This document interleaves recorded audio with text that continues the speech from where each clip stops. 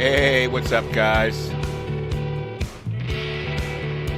Thanks for checking out the stream on this Saturday afternoon.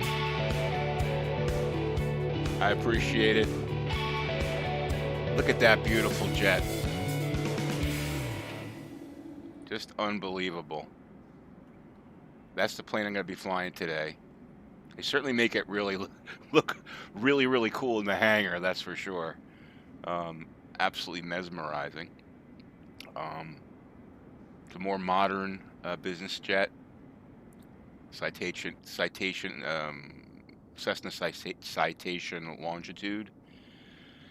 In real life, it's got a G5000 in it, I believe, and that's what's kind of modeled in this one. I've never really put the G5000 through its paces yet, so this is all going to be like a big experiment, which is good, right? We got to check stuff out. So today we're going to be flying, let me just show you. We're going to be attempting a flight from Salt Lake City.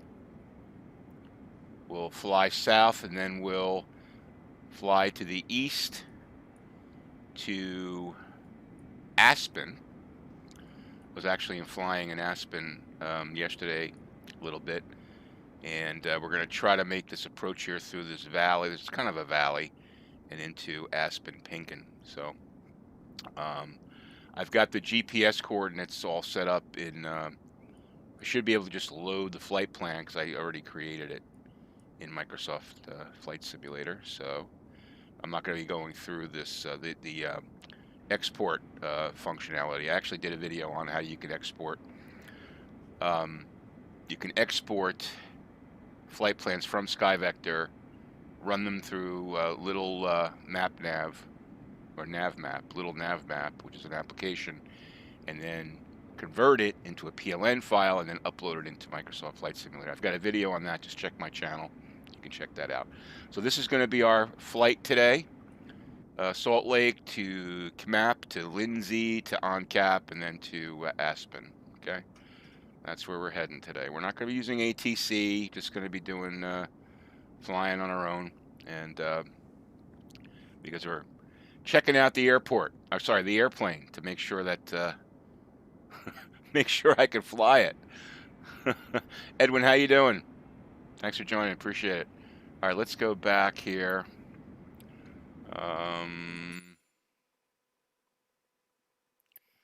Yeah, we'll go to welcome. We're going to go to world map. And I'm going to, you can see I already got the citation set up. Let me make sure I got enough. I'm just going to load some fuel up in it. So we're going to put 70. We should, I mean, does it have the range here? Doesn't show the range here. Should show you range. But I'm sure if we fill it 80% full of fuel, we should be okay. If we can get off the ground, we'll see. All right, so we're good there. Close that. Now we're going to do a load and save. We're going to do a load. I keep them in missions, custom flight, and here we are. Salt Lake to Aspen. Salt Lake to Aspen. All right, boom. We're loaded up. So you can see here we're coming down Salt Lake to camp. And then when we get to the mountains here, we're going to be coming Lindsay, and then our approach from OnCap into runway 33 at Aspen. How am I adjusting to X-Plane from VR to flat screen 2D? You have a hard time? Yeah. I got to be honest with you, it's awful. Not the game, not the simulator, okay? But the experience. 2D to me, I can't, I've been flying VR for 3 years exclusively.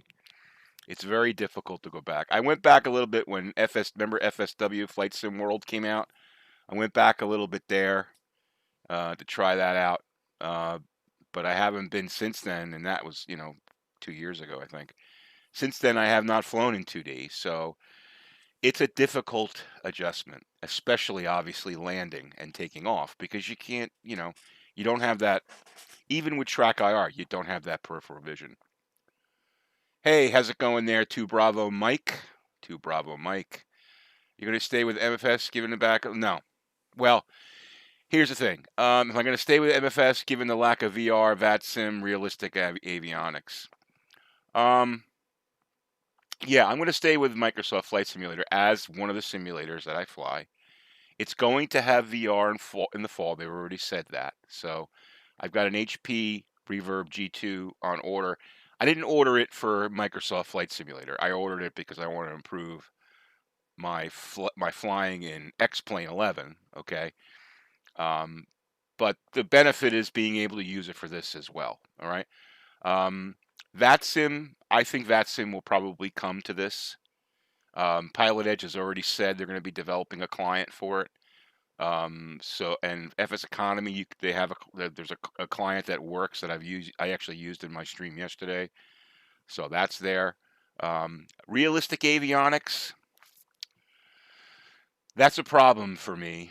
I'll tell you, because the only plane, I haven't flown all the planes, but of the planes that I've flown, the SR-22 is probably the best. The DA-62, once I adjusted it, is better. Once I adjusted some things, but it just doesn't seem to be as realistic as X-Plane. So, anyway, that's my answer. That's my answer. I think listen, this flight simulator is getting tremendous coverage. I mean, Jay's 2 cents was covering it. Linus was covering it, talking about it. It's getting tremendous coverage all over YouTube, all over the tech world. Tens of thousands of people have bought it. A lot of people, tens of thousands of people are flying in it. I avoid saying playing it, flying in it. So, it's going to have staying power. There's a lot of stuff that's got to be fixed in release 1 point whatever, okay? The G1000, a lot of stuff, But big company, they've made tens of millions of dollars right out of the gate probably. They have the money to put towards it, and in a lot of respects, it gives X-Plane PD3, PD is it PD3? I don't fly that. Certainly X-Plane, it gives them competition and help. I think it helps promote making things better, which is good for the overall. But it's if you're, I said this before. There's 3 types of people that are into flight simulators. There's the real world pilot who is looking for something realistic to train on. That's really X-Plane or P3D. Okay, those are really the only 2 choices for that. Then there's the person like me who is a pilot wannabe but likes to fly true to aviation procedure in VFR. I'm VFR. I'm not IFR. VFR. But I like to have true, experience. So like I feel like I'm simulating what I would do in the real world. That's the second type of person that uses it. And then the third person that uses it, and there's no ranking, it's just different types of people, are the gamer, the people that just want to get in a jet and fly it, or get in a, Cessna and fly it and mess around and that kind of thing, right? Because they just like that feeling. They play it for 10 minutes, okay? And those people are playing. They play it for 15 minutes, 20 minutes, a half hour, and then they're on to playing, Call of Duty, right? So 3 different types of people using flight simulators. X-Plane is geared more towards the real world pilot and the person like me who's an enthusiast that's a pilot wannabe. Hey Tyler, how you doing? Thanks for joining. Michael, thanks for joining. Good to see you, man. X-Planes 11 satisfies that. X-Plane 11 probably isn't something for the gamer pilot, right? It's a little complicated. There's a lot of settings, tweakings that you have to do. Microsoft Flight Simulator appeals to the masses of gamers. You know, someone who wants to spend $60 on a game and have a couple of planes, fly around, and have a good time. It's perfect for that. You know, does it need some improvements? Absolutely, but it meets that market need more than X-Plane 11 does. So anyway, all right, let's get we could talk more when we're in the air. Let me get this thing loaded up here. And now I tested this before, and I was flying super smooth with it. I'm running high settings with a few tweaks. Okay. And you know, it was running really well. So we'll see. Yeah, I don't know if it's unparalleled. I think that the scenery and the graphics are definitely amazing. Okay. The G1000 is terrible. Terrible is a strong word. Very lacking. Okay. You can't really, it's not like a functional G1000. The G1000 in X-Plane is let's say that's an 8. The G1000 in Microsoft Flight Simulator is, I would say, like a 3. Okay. You can get you from point A to point B, but you can't get in the cockpit and just use it to get yourself all over the place. You have to go back to the world map and all that, right? So they have a lot of work to do there. And I'm sure in this plane we're about to get in, which has the G5000, I'm sure that that's going to have shortcomings too. I hope I'm wrong, but we'll see. We're going to play around with it and see. That's the whole point of today. All right, we're in the plane. Give it a little. You always give it a few seconds to let all the graphics, all the scenery load up, because it'll be a little chunky when you first start. So let's go outside here. Okay. So that's pretty smooth. What a beautiful plane, isn't it? Look at that. Damn. So well modeled. The modeling is unbelievable.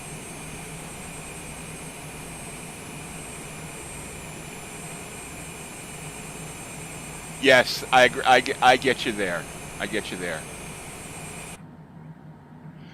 We're flying from we're in Salt Lake City. We're flying from Salt Lake City to Aspen. That's our flight plan today. All right, so let's first check out the systems here. Okay, so there's our MFD PFD.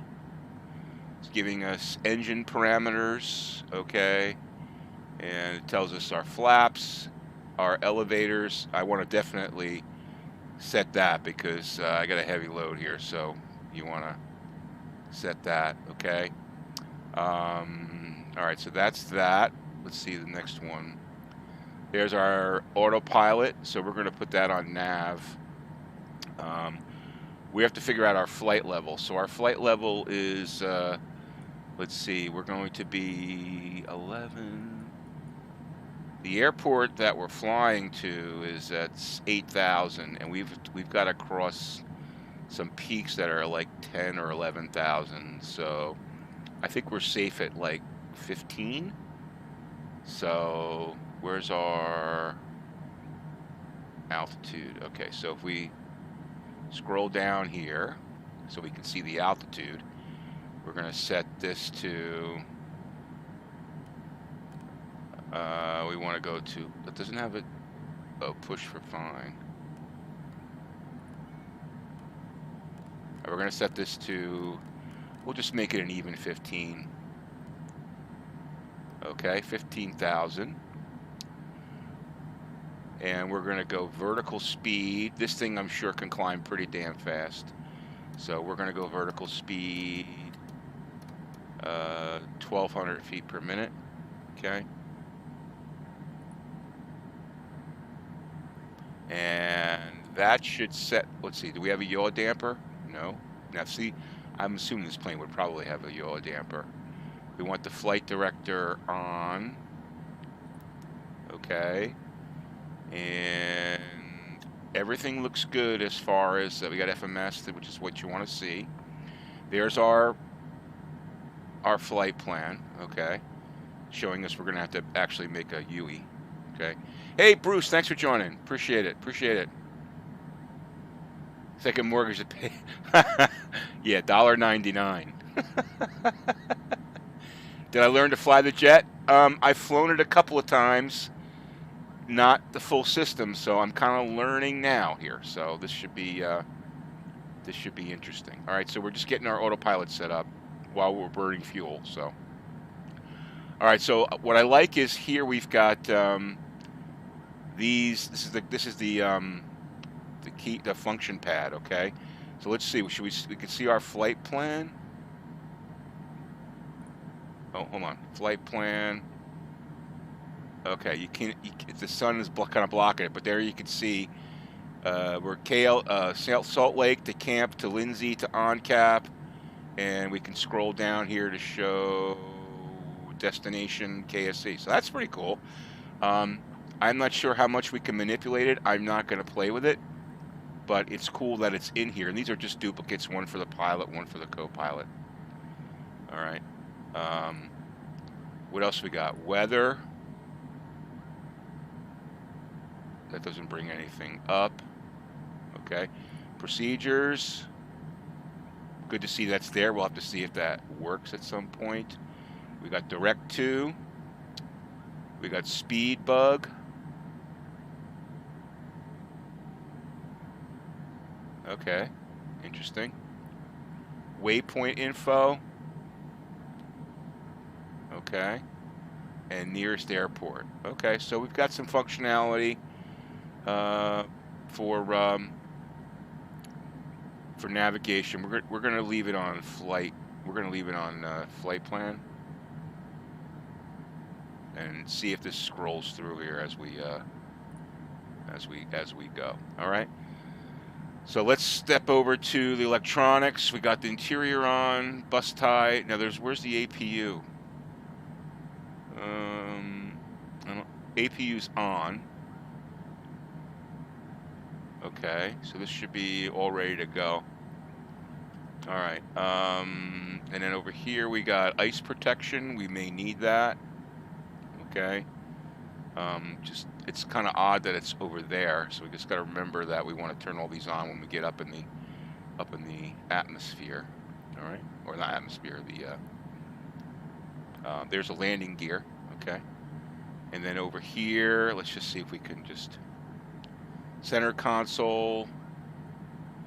We've got speed brakes, throttle, hydraulics, power transfer, MFD information on the MFD, secondary trim. Okay, auto ground spoilers, and then we've got. Oh, crap.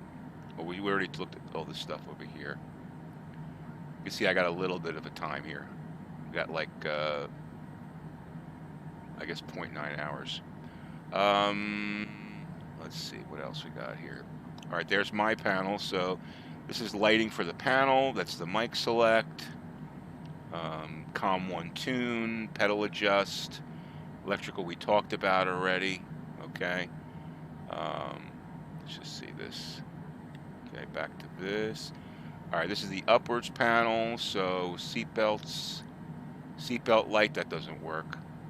Passenger safety light, that doesn't work. Tail lights, all this stuff on. All right, good. We want our taxi lights on. Okay. And then back to the pilot view. Okay. Unfortunately, I tried, but you're not able to get inside the cabin. You can use the drone.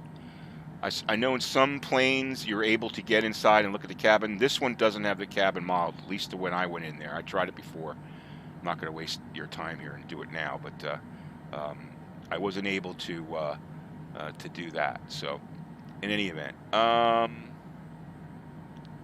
yeah. So I guess we're ready to roll here. Where's my autopilot switch? So I need to know where to hit that. So that's going to be. Where's the autopilot switch? Where is it? Where is it? Where is it? Where is it? Why am I missing it? Right there. Boom. Okay. All right. So it's that. It's hard to see when you're back here. Okay. Let's see. Let's get our. We're all set here. All right, so we should be good to go. We're going to climb to 15,000, and we're going to get our asses in gear here and get to Aspen. So let me make sure. I want to make sure I got trimmed up really well. We're going to power up here.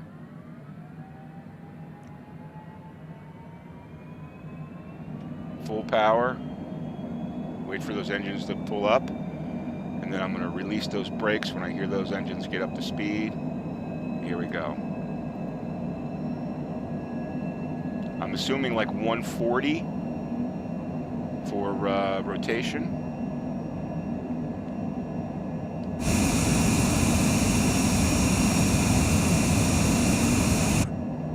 Oh, look at that. Came off nice because I've got the trim set properly. Good. Stall.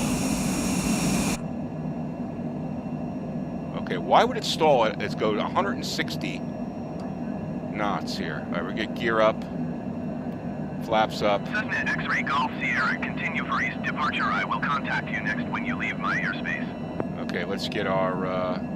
Cessna X-Ray Golf Sierra, you are leaving my airspace. Frequency change approved. Let's get our trim that nose down. Okay. We don't want to be going that fast up.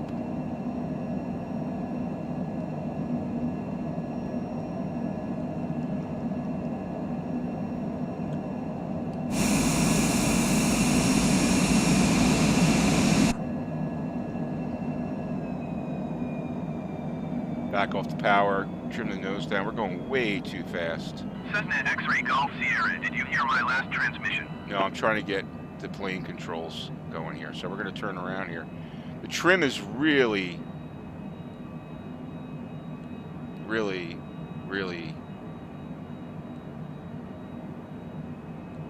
sensitive.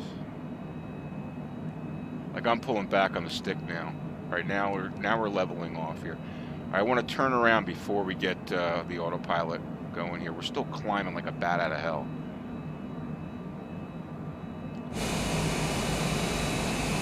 Cessna X-Ray Golf Sierra, did you hear my last transmission? All right, the good news is it's flying nice and smooth. I like that. All right, let's get the autopilot on and see what happens.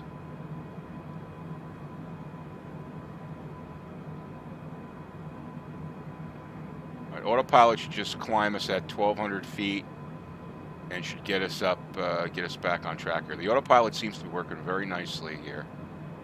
That's good.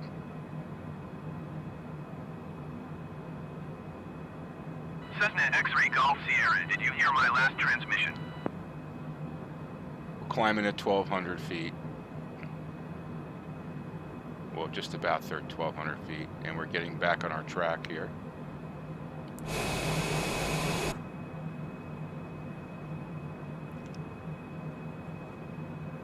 What do you think, guys? I tell you, it looks sweet. It certainly is sweet. Now, there isn't one. Unfortunately, there isn't a longitude in FS Economy. I hope they put one in there. Cessna X-Ray Golf Sierra, ATC services terminated. Let's get this. Let's just look here.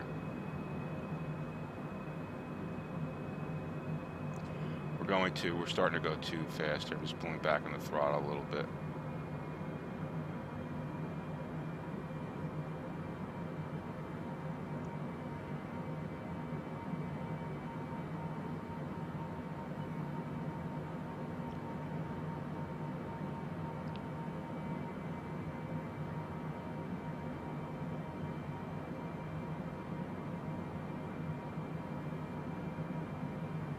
Yeah, it does sound sweet, doesn't it? Now I'm using the noise canceling headphone option, which is actually a really cool option. I wish I know X-Plane, some planes have that. You virtually plug in the your headset and you're good to go. So now, unfortunately, let's see. We're gonna need this. Definitely gonna need this. We're gonna need this.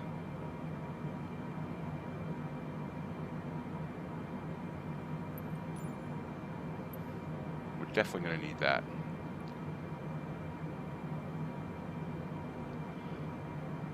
All right, so we're heading to our GPS track here. Starting to tilt here a little bit. You can see, oops, see right there, it's getting us on the magenta.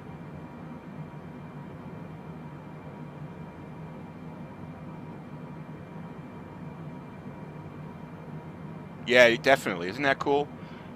All right, so we're still climbing here now. We're coming up to 1,500 feet. Or sorry, 15,000. So I'm going to want to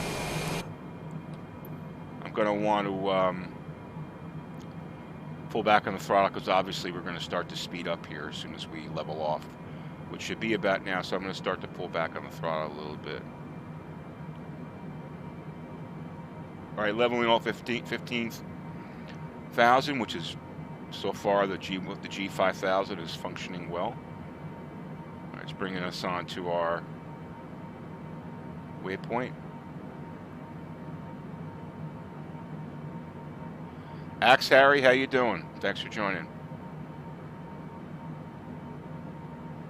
All right, here we go. We should be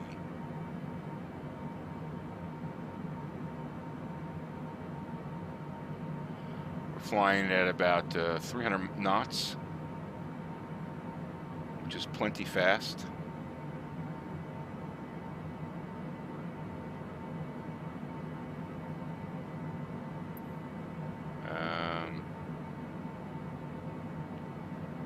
Probably cut that back here.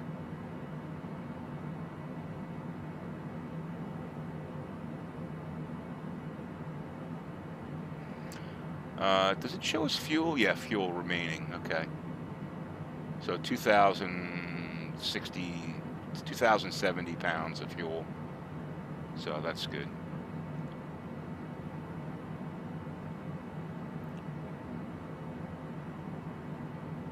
All right, so we'll definitely need that VFR map at some point here. So I just took my feet off my rudder pedals. That's why the plane just...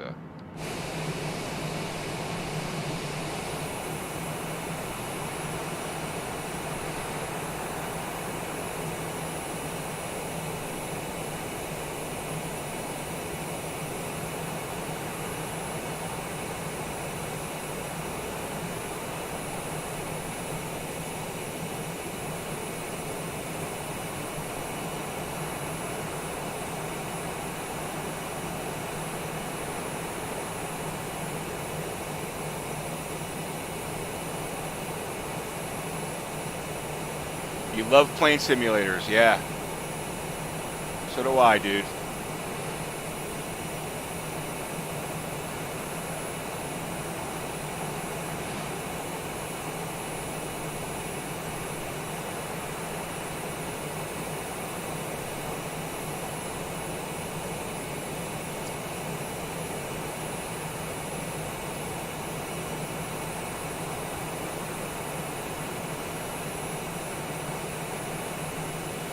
We're going to head over to water for a second. You're getting life preserver out. Yeah, it would be awesome. Oh, there's our turn at the first waypoint. Very nice. Very nice.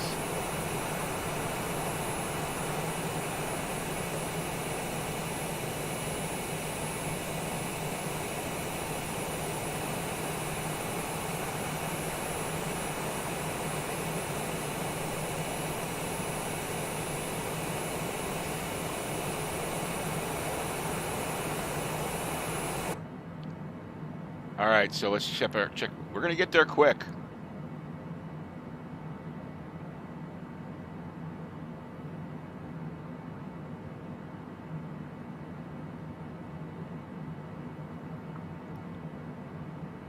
We're going to get there quick. All right, let's check out some of our fixed cam views here. There's some pretty cool fixed cam views here. It's the tail cam.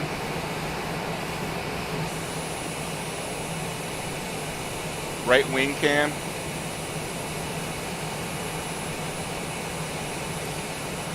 Pretty nice, eh?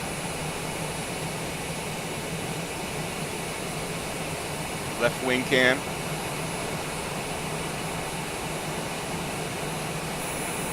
belly cam. That's cool.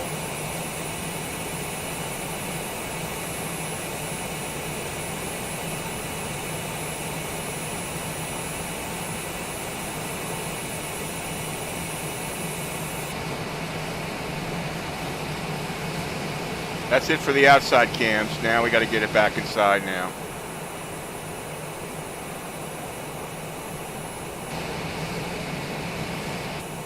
Now sometimes it seems like I have to do this. I got to go here, cockpit, and it takes me to that. Oh, okay. The cam systems need a little work. They're not like completely controllable.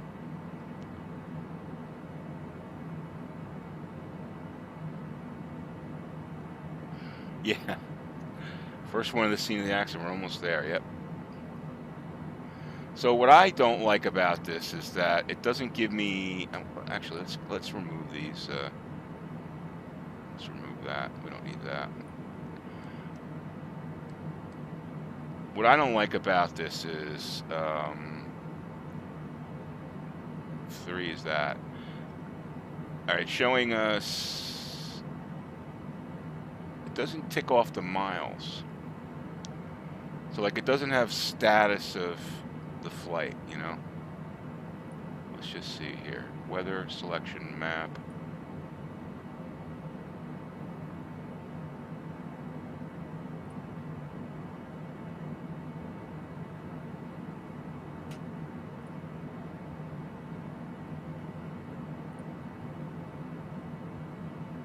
Yeah, it's we're doing north up here. It doesn't let me do a flight path up, which is what I want. Go back here, range path pan. This is where we would control all our. Let's just see how that works.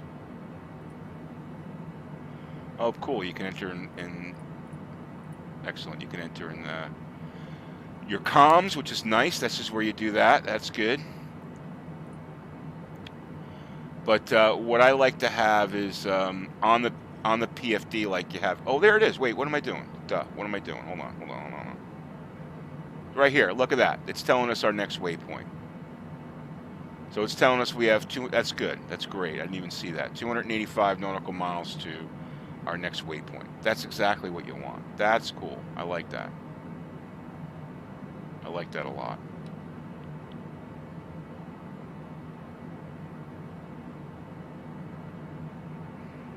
That's very cool. Wouldn't you say that's cool?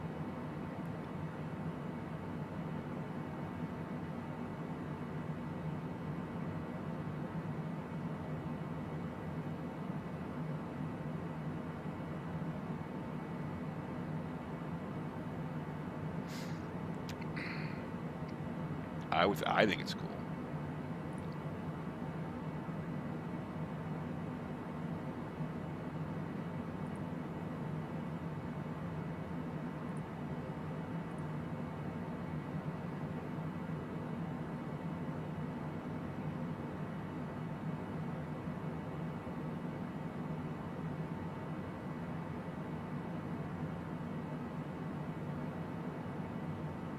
Sorry, guys, just checking. Give me 1 second here. Sorry.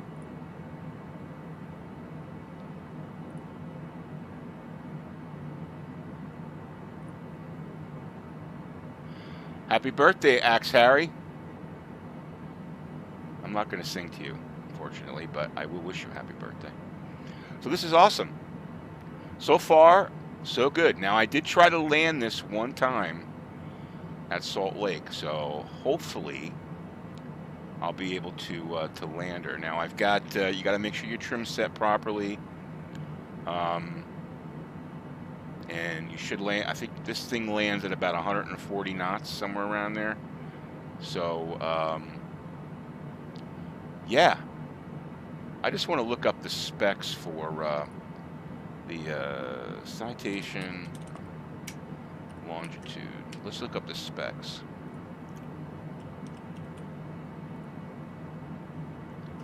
Show you this, guys. All right, so there's the specs. Crew, 8 to 12 passengers. Okay.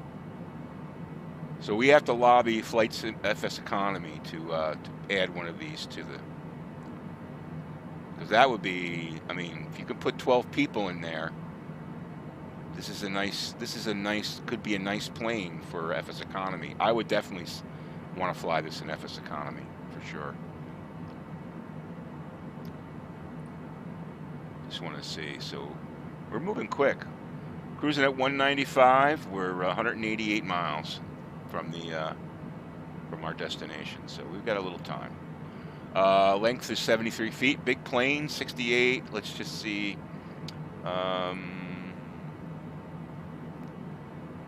Citation, blah blah blah blah blah. Oh, let's look up citation longitude landing speed.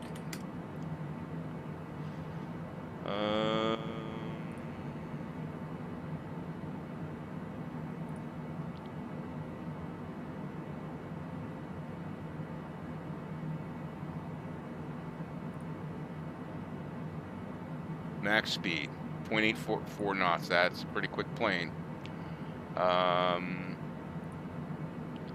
Why wouldn't anyone have a landing speed?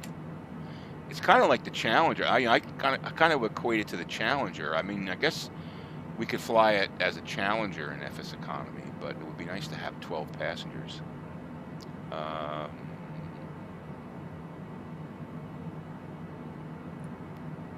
Here's the performance. Let's see what this says. 6 feet wide, holds up to 16 bags, cubic feet, capacity, speed. Average speed. Okay, does this give us our ground speed? 357. I mean, we could actually go a little faster here. I'm just gonna increase the throttle a little bit here.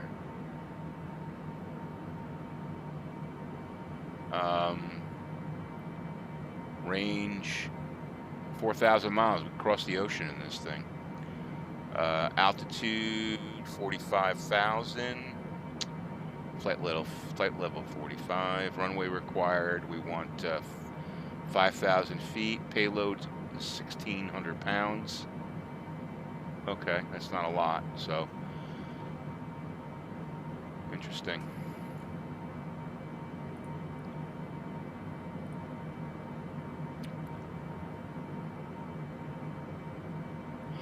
Yeah, sorry, dude. You'll have to buy it. All right, so let me just see how we're doing on gas here.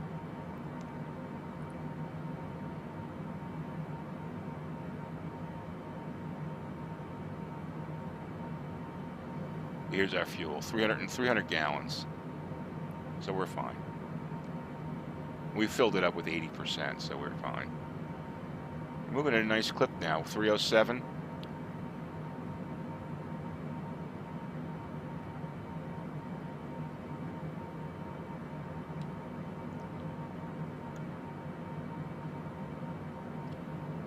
I like that view right there. Oh. There you go.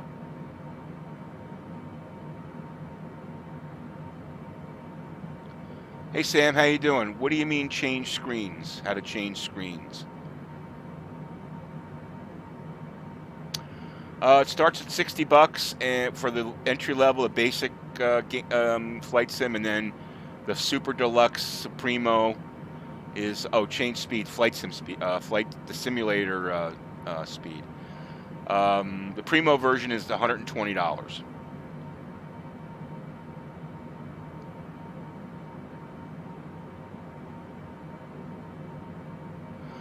I haven't tried Control T on this yet. I'm not going to do it on this flight because I don't want to screw it up. So I will hold off on that. Okay.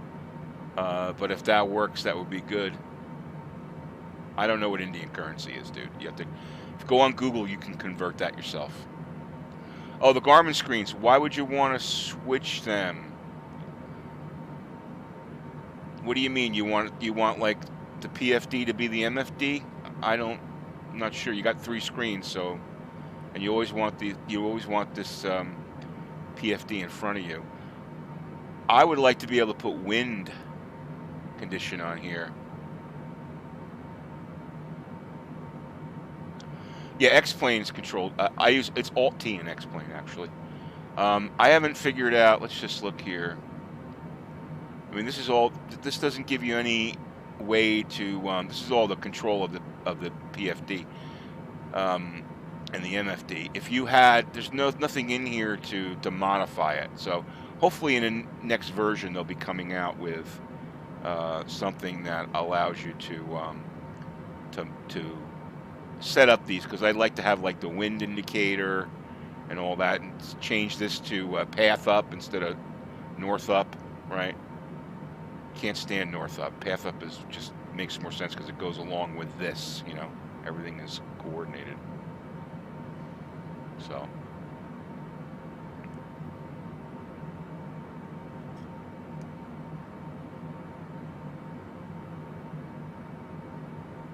let's take a look outside here.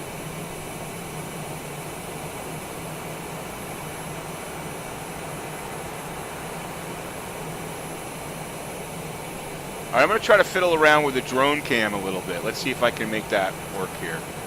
Hopefully, I can make that work. There we go. This is the drone cam, so we're moving.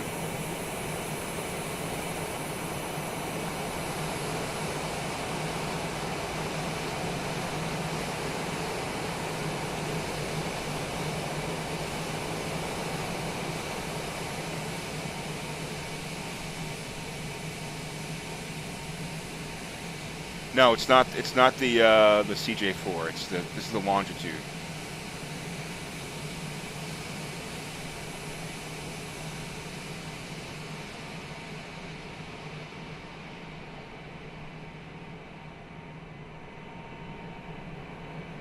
This is kind of cool.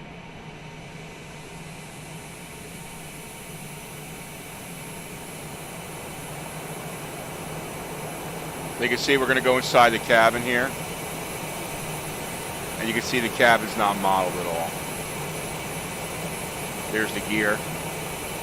But there's no modeling in here, unfortunately.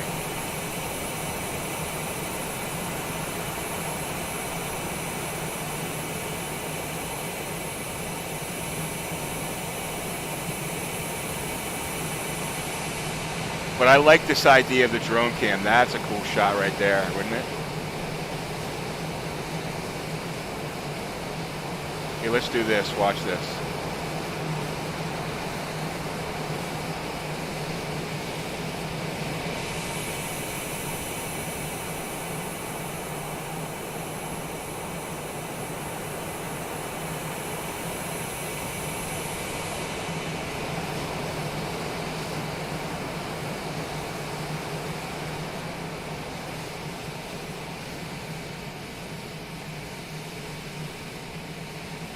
Well, you could do a lot with this thing once you get used to how to use it.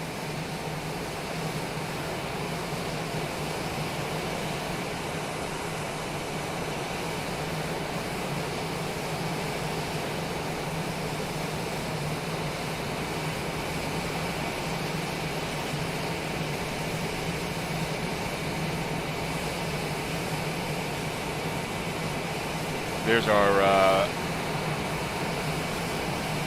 pretty cool. So if you wanted to set like a camera like right here, you could do that. Yeah, I know. I should probably be up there, but it's okay. 15,000's fine. I'm not worried about burning fuel because it's virtual fuel.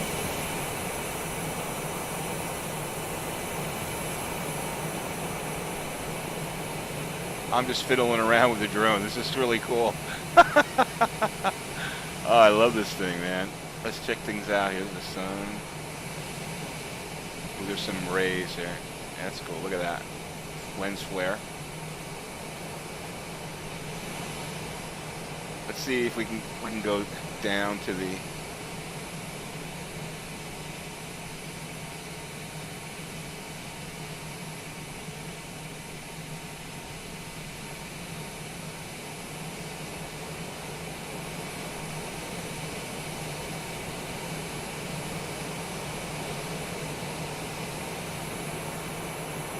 What's nice about this thing is you can get the perfect screenshot.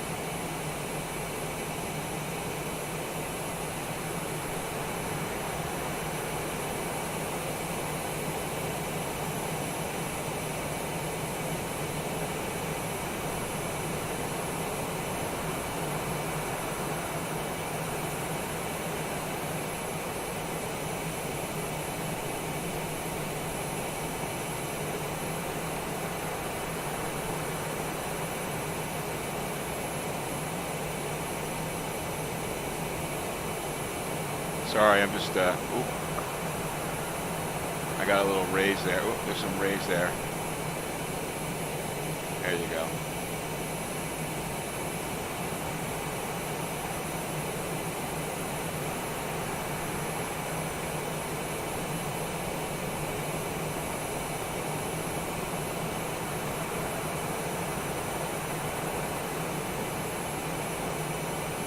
I don't know, man. Looks pretty cool to me.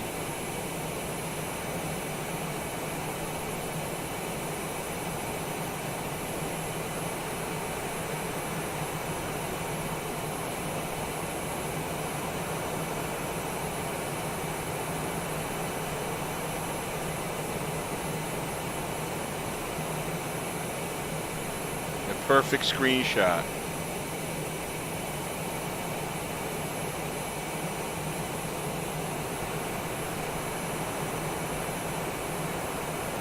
All right, that was fun. Now we got to get back inside. So what I usually do is just go cockpit. It takes you right there because you can't. It's like kind of complicated. The camera system switching back and forth is a little funky. No, I'm sorry, dude. I can't send you X-Plane as a gift. I mean, Flight Simulator as a gift. Sorry, bud. Yeah, I haven't flown the CJ4. CJ4 is an older system. I'll check that out. It's a smaller jet. I was just kind of interested in this because it has a G5000, or some semblance of a G5000. Now, it would be good if I brought up this, if it showed me. What's this ISO line? Oh, that's cool. Yeah, let's leave that on. That's cool. This would be cool if it showed me like my next waypoint right here. That would be really good to see. Let's see if this magic 8-ball thing's working. Magic 8-ball, will I arrive at my destination safely? Well, it doesn't work. So I guess the answer is no. Can one of you guys try to type in exclamation 8-ball and see if it works for you, please?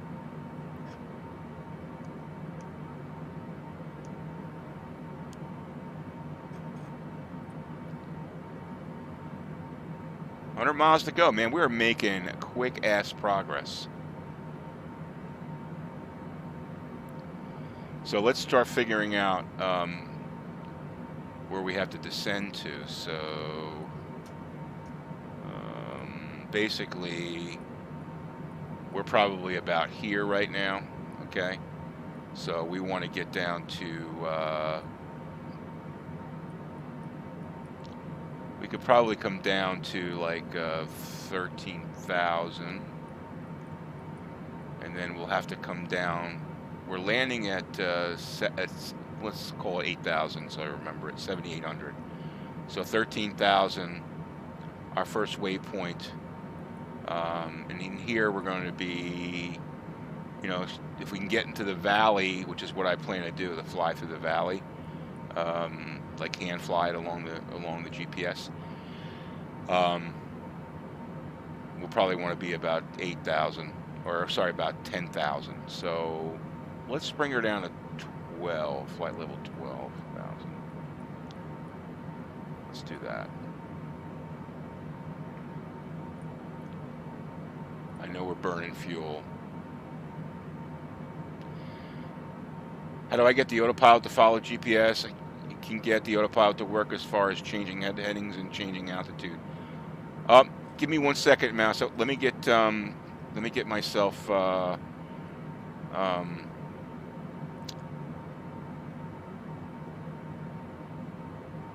Let me change my autopilot first. So I want to go down to 12,000, right? It's called 12.5. Okay.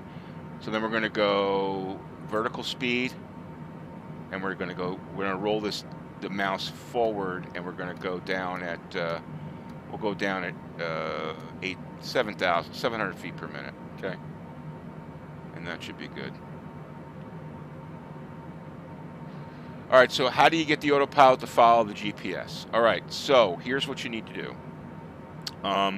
Which plane are you talking about, and which system? Are you using the G1000? Tell me which plane you're using, because it's different. This is going to be different than the G1000.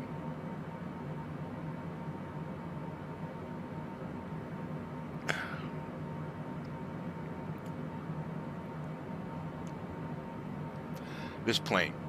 All right, so basically you enter your flight plan in the world map, right?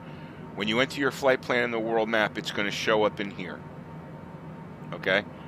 All you have to do in here is really simple. Okay? Go to which is the panel here? Is this panel here? Okay? You go to this panel here. Okay? You want to turn on nav and flight director. This is before you take off. Flight director and nav, okay? Those are the two things you want to turn on. Flight director turns on you're basically the flight director, the software that follows your flight plan. And nav means you're following the GPS coordinate, all right? So you want to make sure those two are on. And then you want to set your altitude for whatever your initial altitude is going to be. Let's just say it's 10,000 feet, okay? And then you go to vertical speed, you turn on vertical speed, and you set your vertical speed for whatever this plane can handle. I set it for 1,200, all right? So you set it for 1,200. You can see we're starting to come into the mountains here. Set it for 1,200, okay? And when you get in, now that's set to go, all right? So then if you look on your PFD here, you should have your altitude setting. It should say FMS. Autopilot should be off because you haven't turned it on yet, and your vertical speed should be set at plus 1,200, okay?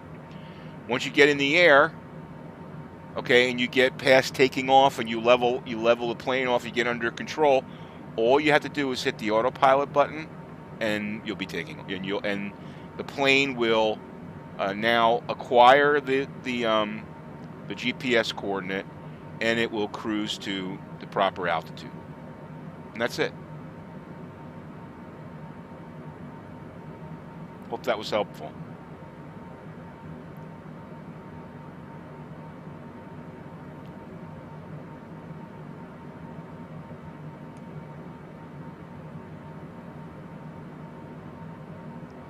Let's just see how far we have to go here. Okay.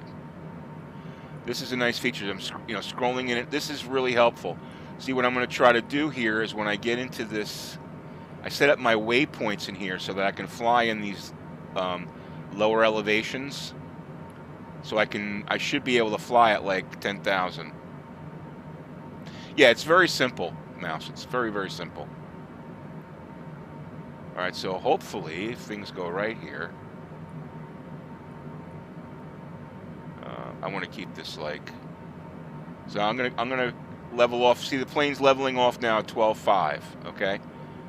All right, so I've got a peak to worry about, which is coming up here. That's at about almost 11,000, which I think I'm going over now.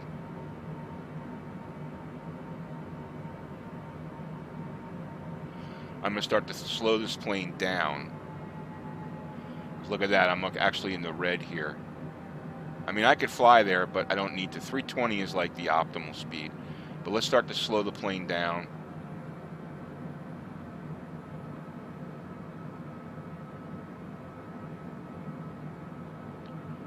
So let me just show you what I'm thinking here. So this is why you need charts, okay? So here I'm passing this. Where is it? This is this guy right here, right? This, you can see on the screen here. right here, this peak right here, okay, looks to be this peak right here. If you look on the VFR map, it's right here. Okay, so when I'm about 30 miles, maybe, or I don't know. I don't know how far this is, but on my map here, it's literally like about 5 miles. So when I'm about, let's say, 5 or 6 miles from Lindsay, okay, that's when I'm going to be crossing the 10K, the 11,000 foot peak. Let's just look here, right here. See, here's Lindsay right here, okay, and this is about 5 miles, okay. So when I'm 5 miles from Lindsay, I know I'm going over this peak, and that's what then I can bring it down to like 10,000, okay, after I get through that peak. And then once I'm at 10,000, I can bring it down into, I'm basically 2,000 over the airport, and that should be fine to land it. So that's sort of the plan. Get past this peak, and let me show you on this map now. Here, so here's the plan. So get past this peak right here, and start to descend after that peak. So this is about 5 miles from Lindsay, and then we'll just go down. We'll go down to 10,000, and then we'll make our way in.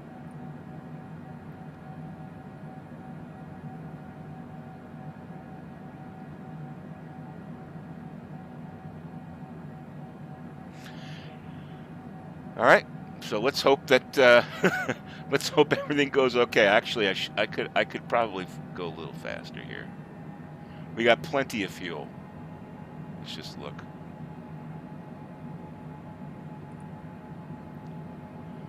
$200 gallons. Fine. Yeah, so this is not very functional. Hopefully they'll be adding to it as they go along.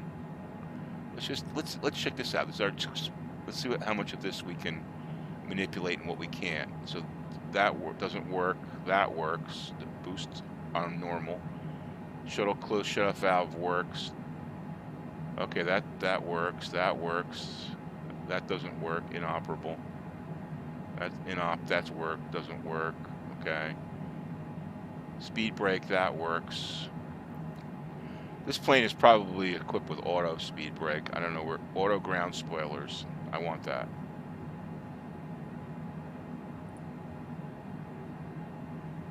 Okay, because that way when we land, the spoilers will automatically engage.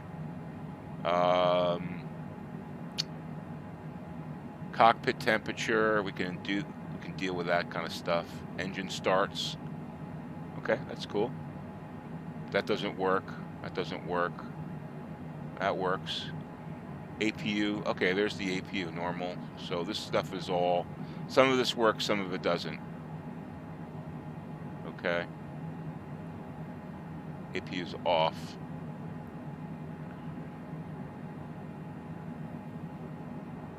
Rudder trim.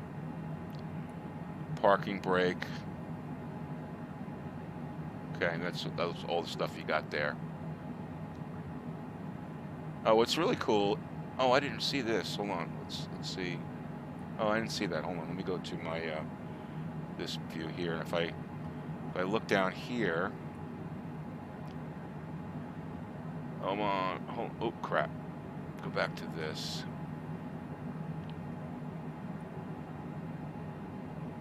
I'm from the United States, Axe Harry. All right, so what do I got here? I got timers, speed bug, PFD settings. Ooh, wind, option 1. Good. Beautiful. Let me see what that did. Okay, we got our wind indicator now.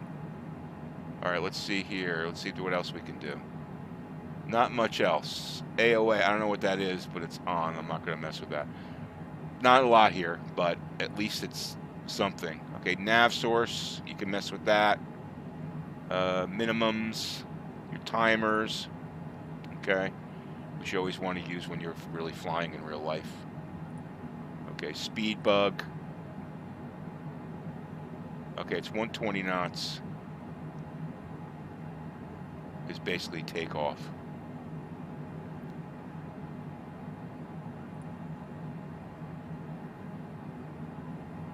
Okay, they made it kind of simple, which is probably good, you know. It's probably good.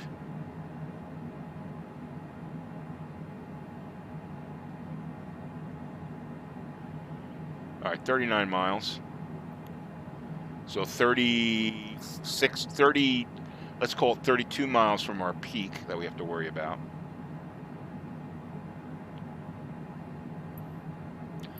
See, our plane's starting to come to the VFR map there.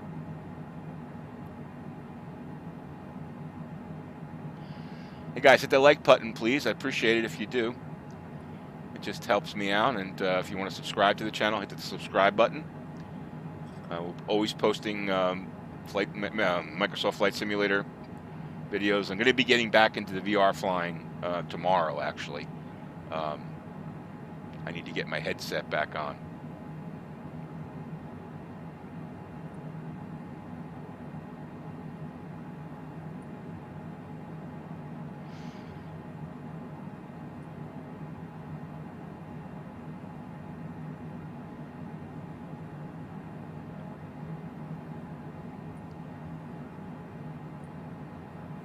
Would you believe a few sorry.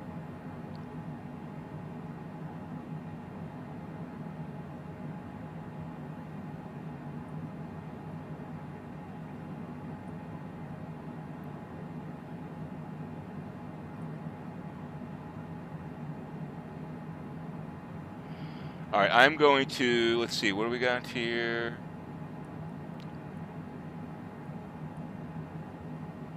$31 miles. They did a nice job with the synthetic. They really did. And what's cool is your timer shows here. Your wind shows here. We're not going to have any wind because I chose clear skies. So outside temp, inside temp. What plane are we in? We are in the Citation Longitude. How pretty is that?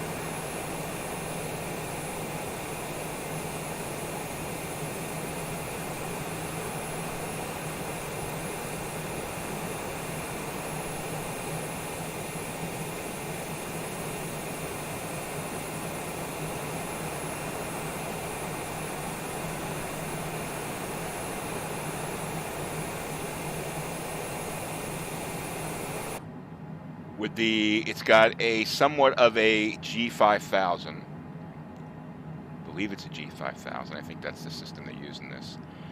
By the way, in real life, this plane, I think it only came out a couple years ago, so it's fairly new. It is $27 million.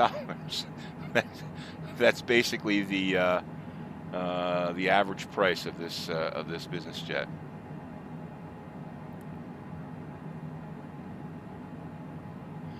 Can you choose a nav point so it lines up with the runway? Absolutely. It seems like my waypoints just bring me to the center of the airport. Okay, so there's a good question there. Hopefully I have time to answer that. Let me just show you what you can do here. And actually on the world map, it's pretty easy to do because there's waypoints on there. You got to turn them on. I just did a video on, check my channel. There's a video I did on converting SkyVector flight plans to Microsoft Flight Simulator, and in there I go through some of the stuff with the G1000, so you might want to watch that video. That might help you. But if you look at this, for example, you can see this runway, the runway we're landing on, I think it's 28. Is it 28? I can't remember. But this waypoint right here will line you up with the runway. Usually on the sectional chart, it'll show you if it's a waypoint that lines up with the runway, it'll bring you right in lined up. And you'll see we should be perfectly lined up when we come in.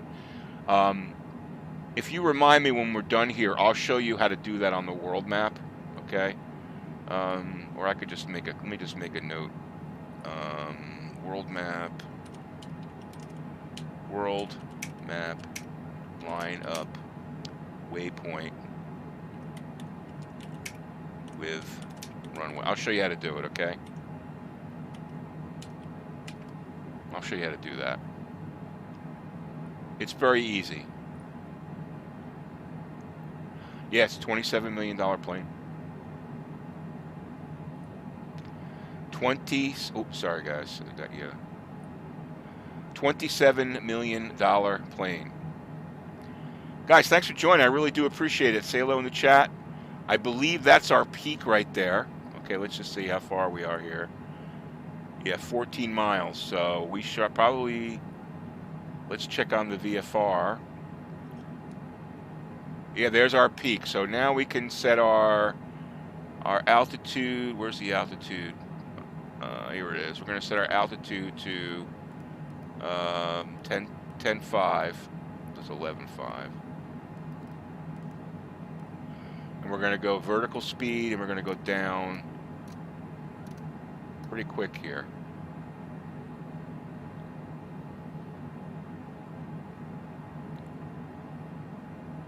Okay, we're just passing over that peak now. Now I like to have this reverse look here, so I can see the run. Oh, I'm starting to get a little stuttering. It's just building. Basically, it's building in scenery. Scenery stutters.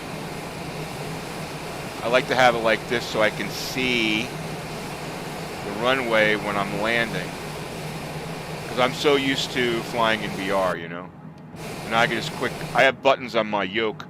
I can go from inside to outside view super quick, okay? All right. Oh, I know what we should do. Hold on. Let's go to weather. Where's weather? What? Oh, it doesn't let me change the weather? Let's see if I can change the weather. Oh, I wanted to change it to snow, but it's for some reason it doesn't let me change it here. Yesterday I was allowing me to change it. It had a little weather map. Oh well. All right. Because I wanted to land in the snow. Okay, so we're basically going to follow the GPS here. I can see my path to the airport. I should be good to go on all the peaks. So I'm just going to let the autopilot fly us in, but let's slow this bird down. We're coming down to 10.5. Plane's going to level off. This should be interesting. Now, one thing I like to do is I like to have it up like that a little bit so I can see a little bit better. I can see the runway. So now we're going to turn here. We're at 11. We're at 10.6. Okay. So we're 2,600 feet above where we're 2,800 feet above where we have to land. So hopefully, you know, you never want to hope in aviation. You want to know for sure. But we should be fine here, following the GPS. Let's scroll in here. We can get a better view. All right, you can see we got one little peak to deal with. I'm just going to check on the elevation of that.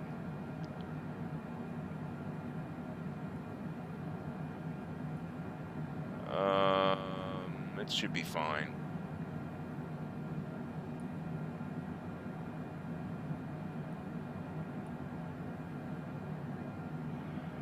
We passed Linz. Now we're going to on cap.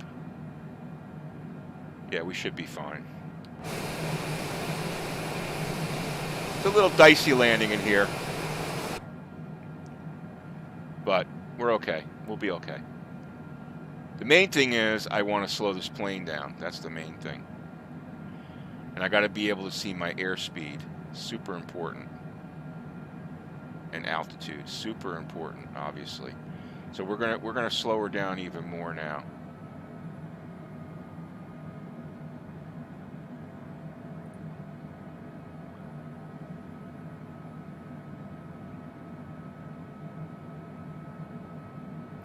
I'm liking this jet. I'll like it even more if I can land it.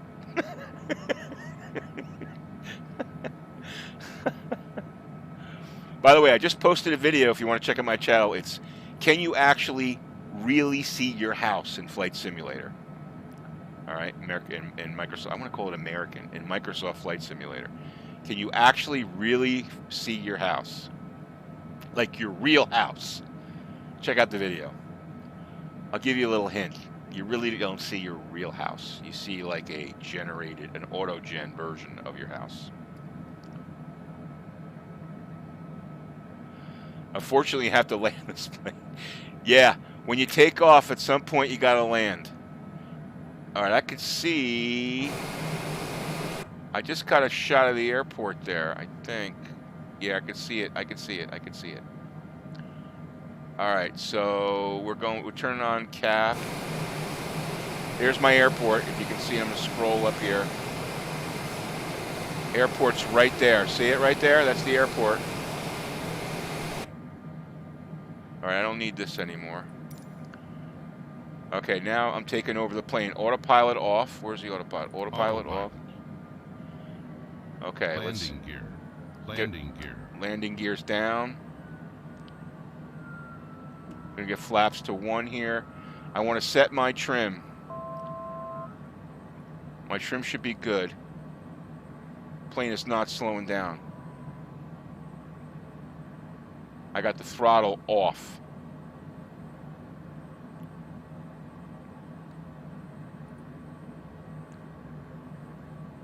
Okay, plane's starting to slow down.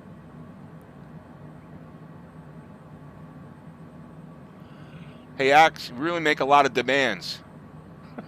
Go to Steam and search. Go to Steam and search for a Microsoft Flight Simulator. You'll find it there. All right, I got the flaps all the way down.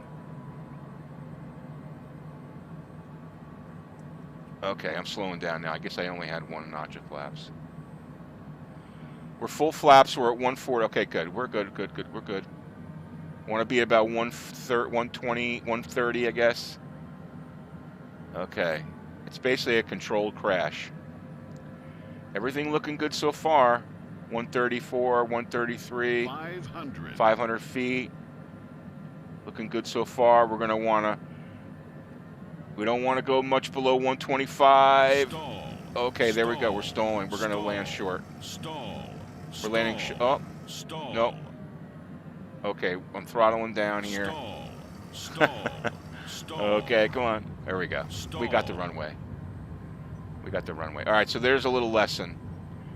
We don't want to go below 130 in this plane. Okay, there's the wheels. We're both down now. Oops, wrong way, wrong way, wrong way. Whoa, come on, hit those brakes. I don't see the auto. Did we get the, yeah, we got the auto speed brakes. That's good. Yeah, I don't know if I'd give me a butter on that one. I wouldn't give me a butter on that one. I'm giving myself a,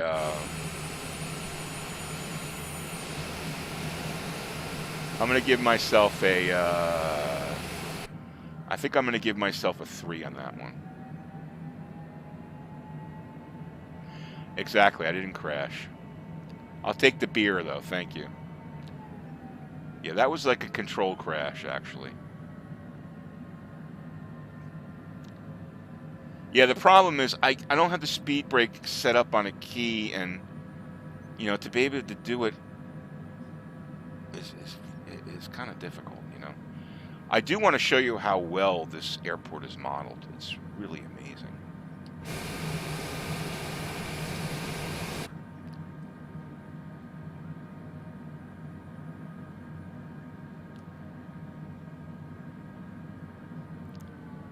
I'll take 2 beers. Yeah, this is that was a little that was a little interesting. All right, let's park this baby. We'll go down here and park.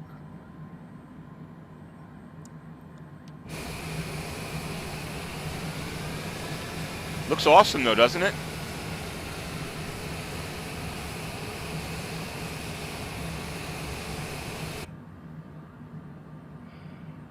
I have to figure out how, if there's a method. I don't know if there's a method to like replay your landings. I don't know if you can do that or not. I never looked. All right, let's do right here. Not very responsive on the wheel. Wow. I got the right wheel. Oh, we're gonna hit the bus. All right, we're gonna park right here. Terrible parking job. All right, toggle parking brake on. Let's see, we got the parking brake on. Yep. All right, we made it in one piece, which is good.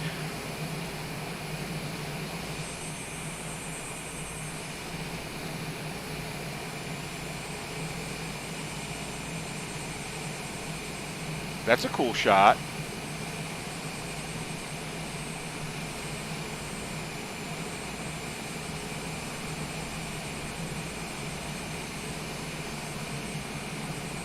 All right, so let's turn on the drone cam again. And hopefully this works.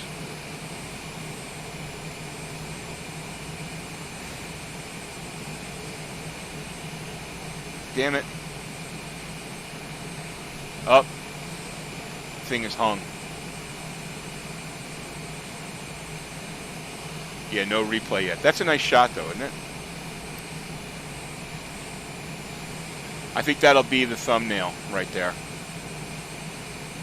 Yeah, it looks like I hung the simulator. I tried to turn on the drone. Up.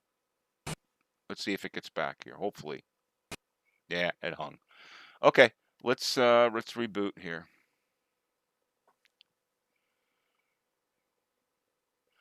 Sim73, how you doing? Thanks for joining. Sorry, Sim737 pilot. My bad. All right, we're gonna reload here. You like that shot on your wall?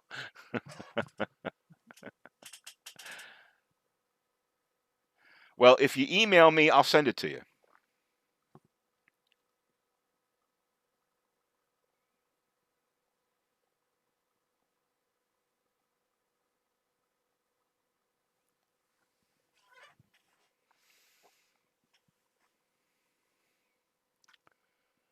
You can email me at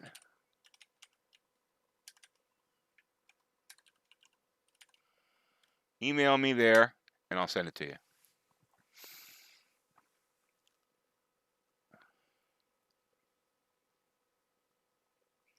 Just tell me you're Bruce from the channel, and I'll send it to you. I like that one. It's in 14:4 too, which means it'll look pretty amazing.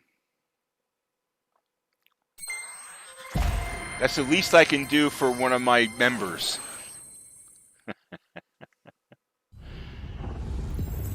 Actually, you just gave me an idea. Maybe what I'll do is I'll set up a directory, and I'll give access. If you're a member of the channel, you'll have access to like screenshots and stuff like that. We can do that. I'm going to add that to my to-do list here. Give me a second. I got a to-do list. I got so many things to do.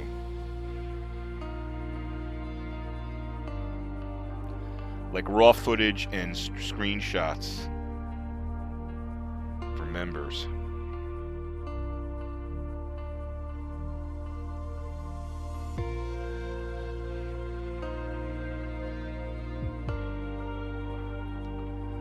That's a good idea, right? Yeah, please. That'd be awesome. But I think that'd be a nice benefit. You know, raw footage and look at that. I want to fly to that crater. Oh, did you? The other day I did the oh, look at that with the flamingos. Wow, some of these things are beautiful. And it's funny is I want to tell you, it really does look like that when you're flying it, which lives up to the hype. But it's got some, you know, it's not perfect. It's not perfect. It's not perfect. Should we stay in the jet? I think I'd like to stay in the jet. I want to try to land it one more time. Maybe we'll fly from, let's do a Florida. Who was it that was asking me about the GPS? Mouse. Okay, let me, we'll do a flight here from, in Florida. How do you find email? You mean my email address? I already posted it in the chat. All right, we'll set up a flight and I'll show you how to do the GPS for Florida. We'll do a simple one from, we'll figure it out. We'll go to, end up in Key West. Actually, let's go to another modeled airport. Microsoft modeled airports.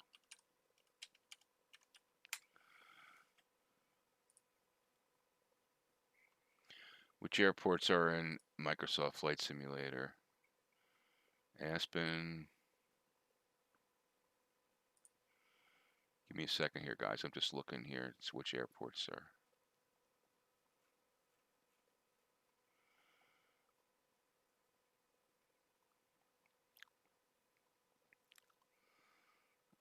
Los Angeles. Then I want to go to Los Angeles. JFK. Yeah. I like the smaller ones. I hope they do Telluride. St. Bart's was awesome, but I'm not landing a jet at St. Bart's. Sedona Airport in Arizona. That's interesting. Maybe we'll go some different part of the world here. Billy Bishop Toronto City Airport in Ontario. Yeah, let's show you what I'm looking at, guys. O'Hare, Cape Town, Denver.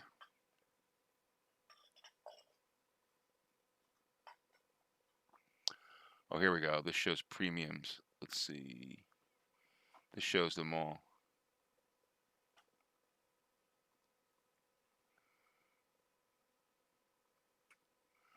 I tell you, Aspen looked pretty cool, but let's go to oh, Telluride? That didn't look very well modeled to me. I already checked that one out. I wasn't too impressed with that one.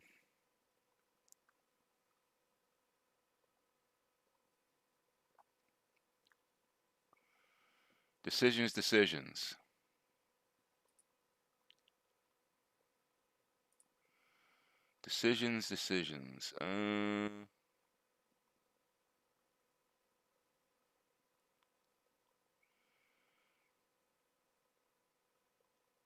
Orlando. Let's go to Orlando. That should be fine. We'll check Orlando out. Plenty of runway. So we're going to go, hold on. Clear. Orlando, I forget what it is. MCO, yeah. So we're going to go Orlando. We're going to fly from, where do we want to fly from? Not a long flight. We'll fly from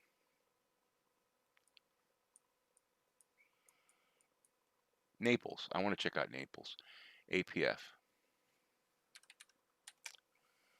Okay, APF. And APF, we're going to try to pick up a waypoint to get us right into one of the runways. So probably Spur, I guess, right? But we'll check that out on the world map, okay?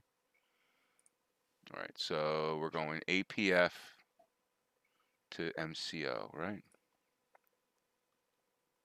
Yo, you're in Orlando, awesome. There's another bonus. You know what? Let's switch planes. Let's go to the let's switch to the Cirrus. Okay, make sure we got enough enough gas in there. Close, and we're gonna go. Okay, APF. Are you watching, Mouse? This is how you do it. Okay, Naples to KMCO. Okay, so that's our route. Now make sure, see where it says open filters down here in the open filters. All right, so make sure that you have navigation, airspace, nav aids, and fix and RNAV positions all turned on. Okay, make sure you have all those turned on. Okay, when you do that, you'll be able to see the waypoints on this map, okay? So we said the one that we wanted was Spur. Now, it's kind of hard to find it, but if we scroll in here closer, all right, see it shows the runway, right? So all we got to do now, right, we know this waypoint lines us up with a runway. So if I go here, click on that and add, okay, it's EVGA. So let's just see, I'm just going to go on my, I'm going to go on Sky Vector, and I'm going to type in UVEK. Okay, so that one's on there. It's a pretty close one, I think. So let's move out a little further. So let's go to, I want to remove that. There's our runway. So we're going to land right here. Look, we'll try this one here, Jackor. Okay, that should give us a little bit more time. That's 5 miles. Okay, so you could see that this waypoint, I don't know how to get rid of this. I guess we can't get rid of it. Here's the runway. Our waypoint lines up perfectly. So we should come in landing lined up perfectly. All right? Any questions about that? Pretty easy. All right, let's fly. Oh wait, shit, I wanted to make it I wanted to change the time. Darn it. It's very simple. It's very simple. No problem, man. No problem. Give this a few seconds here to load up. I'm going to take like a 2-minute break, guys, okay? Be right back.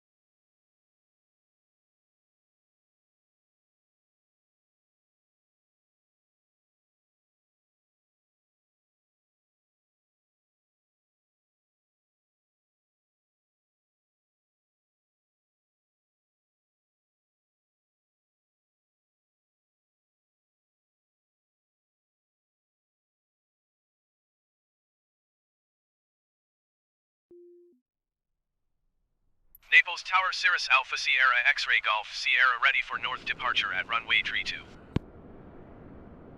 Cirrus Alpha Sierra X-Ray Golf Sierra cleared for takeoff runway 32 departure to the north approved. All right, we got our departure. Isn't that a beautiful plane? Cleared for takeoff runway 32 Cirrus X-Ray Golf Sierra.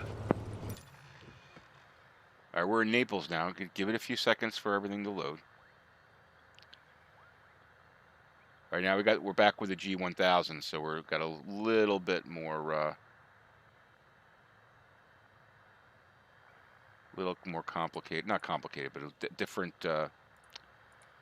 set of parameters here.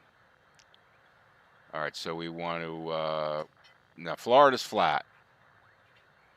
Boy, the G1000 eats up frames. Look at this. Let's just see if it gets any better.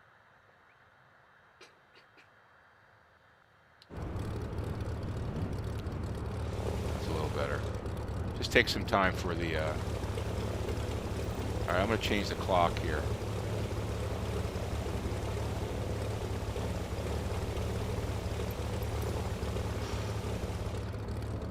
Ooh, that looks nice, man.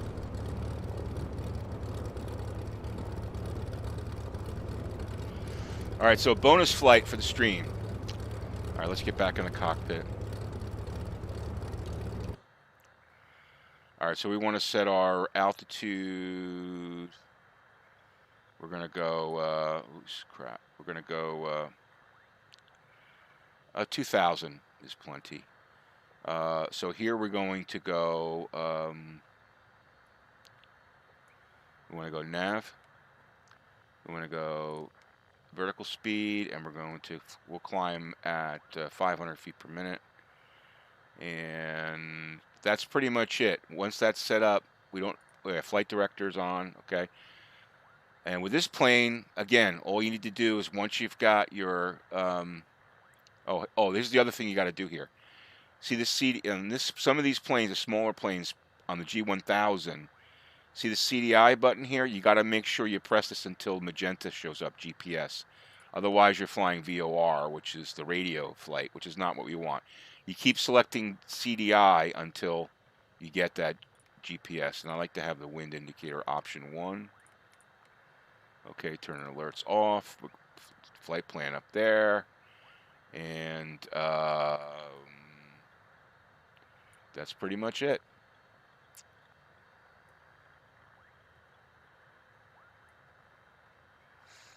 All right.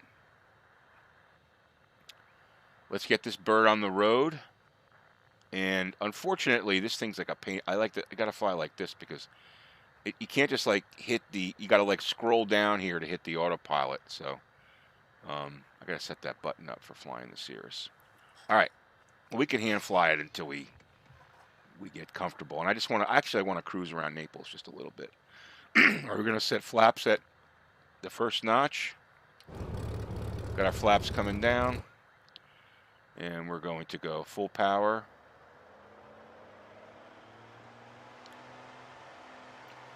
Then we'll release those parking brakes.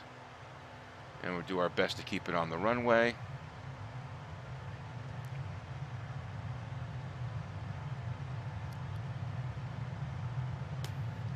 This thing takes off at about 75 knots. She's coming off by herself. That's great. We're going to fly runway heading here.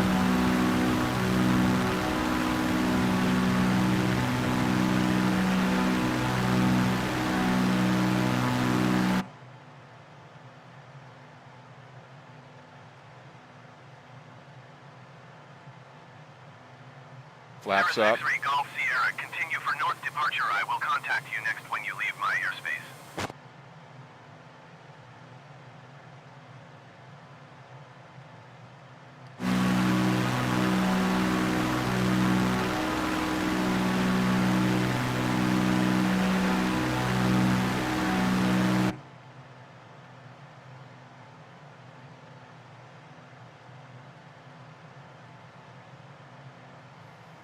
All right, so we're good to go here at 900 feet. I'm going to go ahead and get the autopilot on here. Engaging Cirrus X-ray autopilot. Golf Sierra, acknowledge last transmission.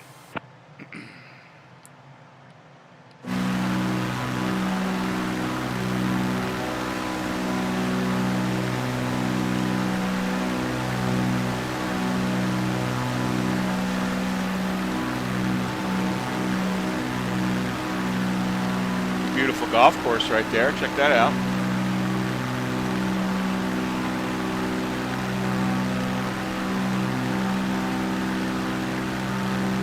The thing that, there's a lot of things that are. X-ray Golf Sierra, did you hear my last transmission? No, we're not talking to you. Cirrus X-ray Golf Sierra, you are leaving my airspace, frequency change approved. Okay, good. The one thing that's impressive about, or not the one thing, one of the things that's impressive is the tree modeling, because the trees look so realistic. Look at that.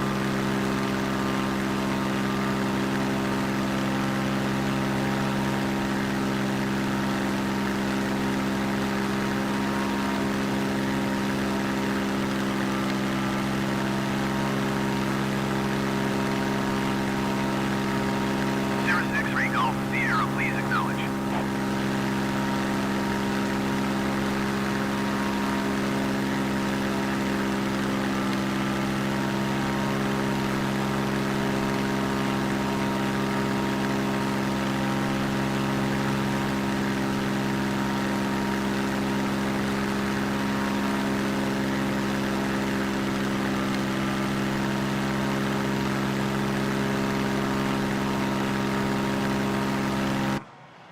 Any thoughts on? Yeah, it looks better. It looks better than Orbix. Sierra ATC services terminated. Thank you.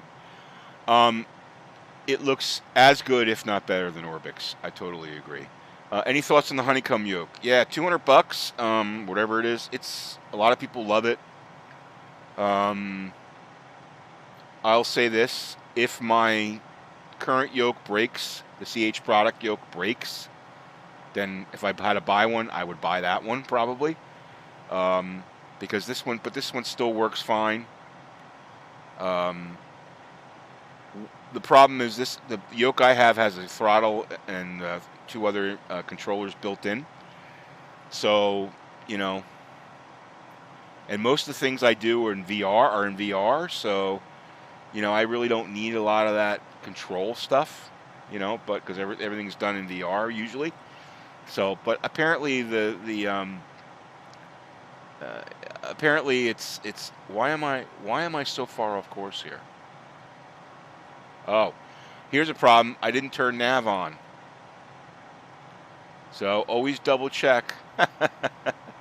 Make sure you turn nav on. I'm going to lower my power here a little bit. 2,500 RPM. All right.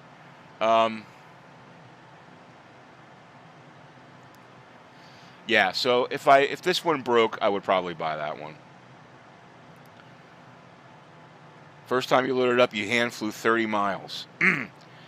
Yeah, the first time I ever flew a flight simulator, I hand flew too because I didn't know how to use the autopilot. The thing about hand flying is it's all about trimming the airplane out. And actually, it's really good when you're first getting into it, to learn how to trim out the airplane. Because if you trim out an airplane properly, it can fly level flight in a straight line. If you trim it, you know, the wind's going to blow it around it, you know, so you got to be careful about that. But trim is number one, you know.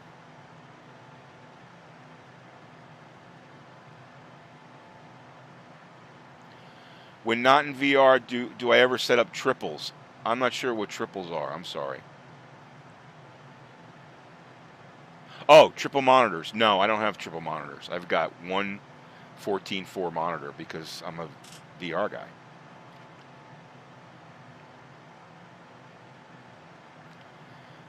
Yeah, I have the CH yoke.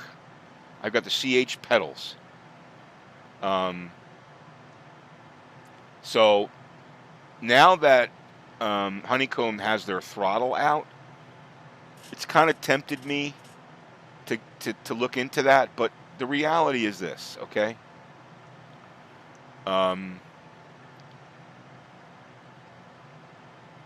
It'd be about $500 to buy those two things, okay? I need to spend about $750 on upgrading my computer. I'd rather do that first, right? I need a new CPU, new motherboard, and some memory. It's a new memory, faster memory. I'd rather do that than spend money on the yoke. I've got a perfectly fine yoke and rudder pedals. They work fine. I don't think I could sell the CH Products yoke for much. Maybe I could sell it for $50, you know. So I got to spend $750 to upgrade my computer first before I do anything. So, but it's definitely something. I followed it when they were first developing it and was anticipating it and stuff, you know, coming out. And I know they were delayed quite a bit. Just want to check. We got 46 minutes, 118 miles.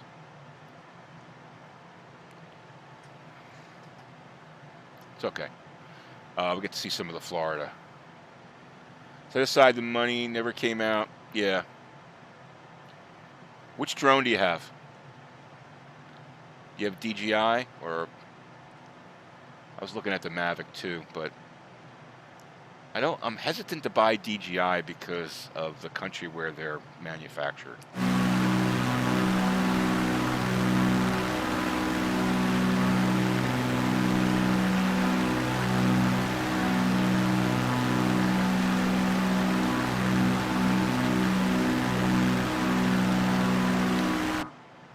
I don't know about you, but that looks incredible. It looks much better than ortho in X-Plane. What I just saw right here. Watch.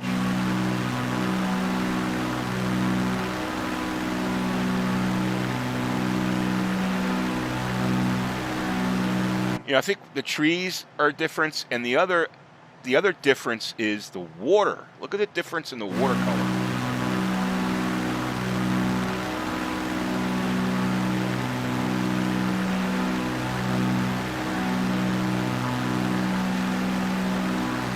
DJI Spark and Air. Okay, yeah, I was looking at the Mavic.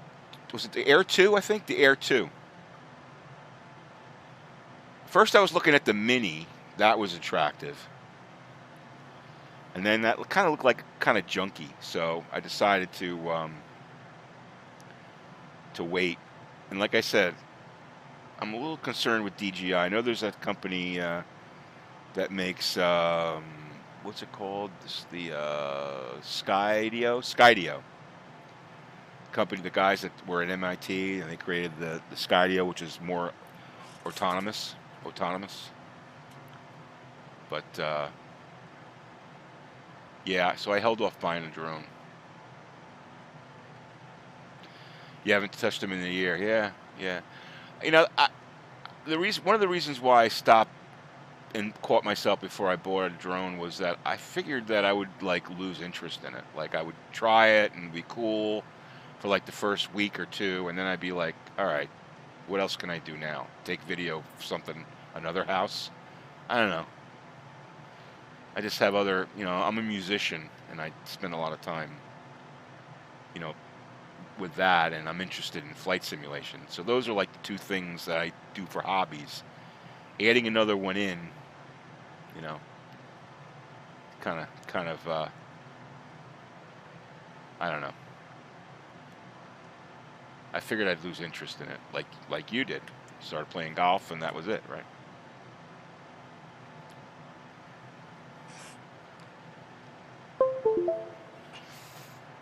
That was just plugging in my iPad.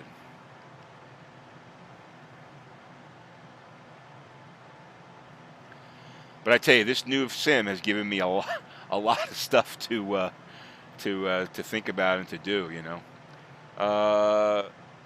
using Thrustmasters does that. Yeah, Thrustmaster work. I was using the Thrustmaster before I got my yokes working, and that was fine. I mean, no, it doesn't, because it holds like the way. At least the one that I have was the T16000M Thrustmaster. So when you pull back on it, like I bought it because I wanted it to act like the Cirrus controller, right? But the problem is, like in the Cirrus controller, it's an active control. So when you push it forward, it doesn't stay forward, right? It always goes back to level, I believe, right? It doesn't, right? It's like a yoke. A yoke will go back to its level, right? The problem with the Thrustmaster is when you pull it back. Now, I've never flown a Cirrus, so I'm assuming this is the way it is. When you pull it back, let's say at 10 degrees pitch up, I can let go of it, and it'll stay at 10 degrees pitch up. Even though it bounces back to center, the plane is still going at 10 degrees pitch up. I've got to, now, even though I'm at center, I now have to push it back down. So it's not really kind of like, you see what I'm saying? It's like, it's an odd feeling with it.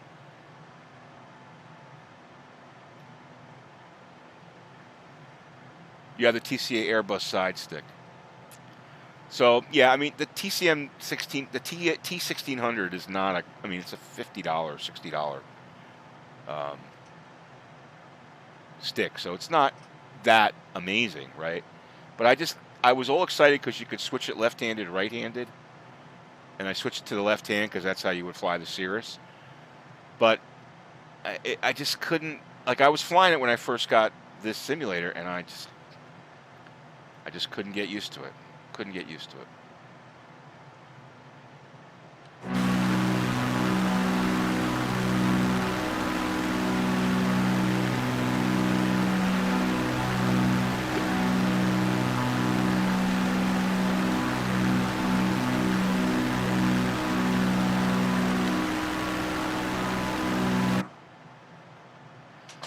Yeah, I like the CH. I like a full yoke.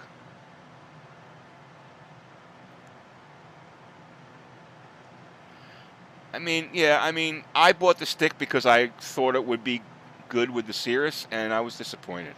And I was actually had it on my list of things to sell. I never sold it. It's actually a good thing because I used it. But now I'm going to sell it. I just I don't have a use for it. You know, I'd rather use a yoke.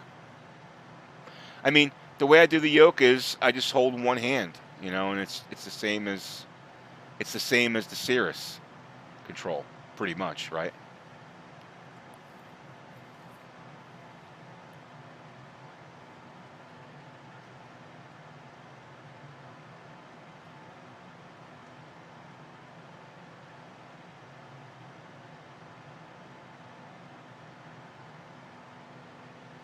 You know, I just realized. So there's a couple things I wanted to talk about with this Cirrus here. Number one, you don't have an engine panel. You really need that in the Cirrus. Number two, you don't have fuel information here. Okay, there's no fuel information. The only way you can see fuel is if you look down here. So, oop, I just switched over to the right tank, right, because my left tank was getting a little low there. Number three, it doesn't have oxygen.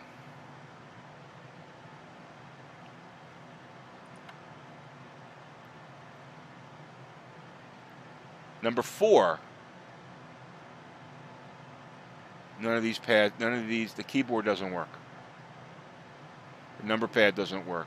So you can't like enter waypoints and stuff. Although, I mean, this system, this thing is not that functional anyway. But this keypad does not work. Okay. Those are oh, number five, you can't open the doors. I'm actually going to do a review of some of these planes, as like separate videos, because this is one of the planes you get when you, you know, you got to pay like deluxe or premium money, $120 to get this plane. One of the reasons why I bought premium is I wanted this plane. Okay, that's $60 more than the entry level. If I'm spending $60 more, this friggin' keypad better work, right? I better have gas indication on the MFD, right? I better have an engine panel, okay? Because I'm paying for a premium plane. I was a little disappointed in that, you know. I mean, it flies fine. It's nice to have it, okay? But you know, you're paying the extra money. I'm pretty sure. I'm pretty sure. Yeah. Let me just show you, Mike. I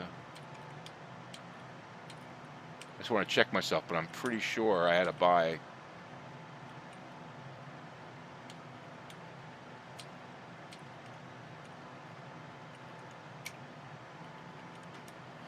The premium planes. Premium Deluxe. Does it show you what you get for the Premium Deluxe here? Hold on.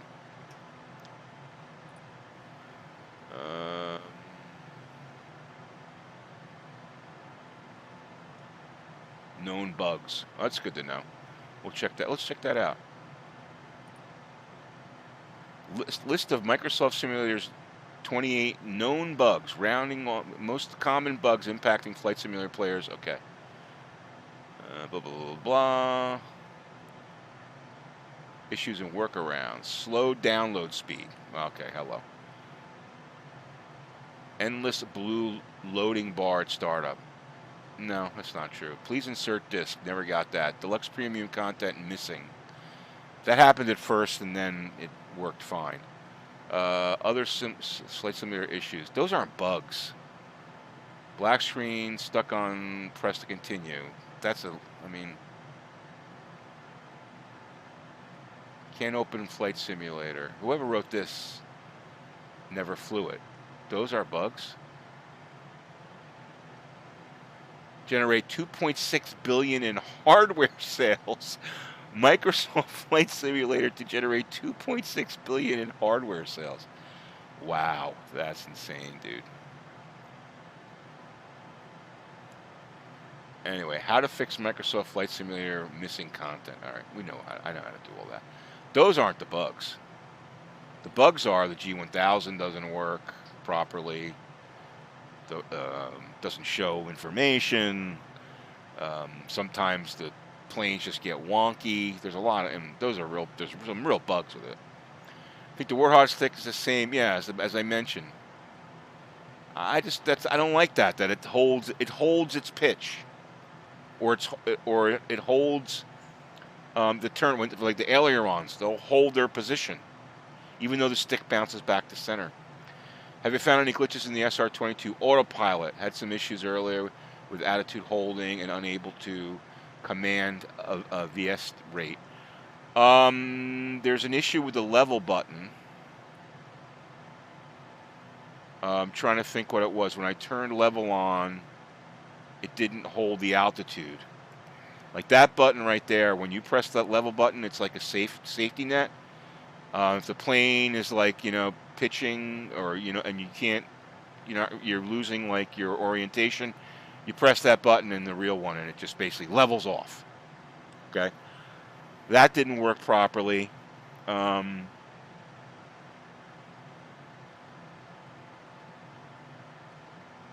Let's see, what else? At some points when I was first using it and hasn't happened, for some reason it hasn't happened, maybe they've updated and I don't even know they've updated it. It was not holding the GPS magenta. It was going off track. Like when it was coming to do a waypoint, let's say it was like a 45-degree turn, the plane on the VFR map and on the MFD, the plane indicator would be like off the magenta. It would stay on. It was actually on course, but it wouldn't display properly, if you know what I'm saying. So those are some. I haven't had any problems with altitude hold. The heading mode works fine. Like I said, the level button was the only one I had a problem with. No, I got the CH Pro pedals to steer without a problem, dude. I have it set up to steer, no problem. I had to set them all up, but I haven't had any problem with the pedals at all. Hey, 427, thanks for stopping by. Appreciate it. Awesome. Awesome, yeah. Appreciate that. Flying out of Cape May. Yeah, if you guys are interested in FS Economy, please check out the VR Aviation Group. Let me show you, man. I'll show you our website. We got a really cool website, which I actually put together, and actually one of our members developed some reports for it, Mike, who did a great job. But this is the VR Aviation website. Okay, you can scroll down here and see VR Aviation Group. Okay, all our planes. Those are our two networks. Okay, we have some liveries, 60% pilot fees. Okay, and if we go to reports, it takes a few seconds here. It'll load up. It'll show you like information on your activity with the group. So like if you look here, Skidmark, who was just chatting, okay, he's had 13 flights. He's made 23K in income, 17K in fees, profit margin of 24%. So he's made some money for the group, and you can actually go back and like you can change. Oh, that's not it. I can go here and I can change the date range of the reporting. So we've got that. We've got our aircraft listed here. These are some of the aircraft that we have. We've got our liveries listed here. You can download these on xplane.org. We've got the FBO network. This isn't really up to date. I've removed a couple of them, but it's pretty much up to date. 3 FBO airports, one out of Roanoke, Virginia, the other one out of Cape May, and yeah, so that's our VR Aviation. If you want to sign up, you go to FS Economy, go to the group menu, and I think it's what the hell is it? It's if it's economy, you go to group, and you go to all groups, and in there it'll list all the groups. Look for VR Aviation, and join up, and happy flying. So awesome! Hey Mouse, join the group. VR Aviation, please join, and we'd love to have you. 60% pilot fee. So, you know, and all the planes that we have, you rent them for free. We pay the rent. We pay the gas. Yeah, you can fly, Mike, you can fly outside the FBO network. That's for sure. All you have to do, wherever you fly, all you do is fly for the group. You just do fly for a group, I think it is. And, yeah, it doesn't matter where you fly. I just ask you to do profitable flights. You know, you don't want to have like a PC-12 that holds 10 people and put one person in it. You know, try to do profitable flights. You want to load them up full, and you know, and help. You know, you're helping the group stay afloat. It costs about, in virtual money, about $5,500 a day to pay for the supplies for all of the FBOs that we have. So, you know, if everyone pitches in and does, you know, a couple of flights a week, then it covers all the costs. And then, you know, as we get more money, I'm continuously buying more planes, you know. To fly to Ireland, you have to ferry the plane across the pond. Well, you could rent the plane there. That's probably the best thing to do. Go to Ireland and rent the plane in Ireland. Yeah, I mean, if you wanted to fly to Ireland, you'd have to fly across the pond. But if you want to fly in Ireland from point A to point B in Ireland, just rent the plane there. There's plenty of planes there.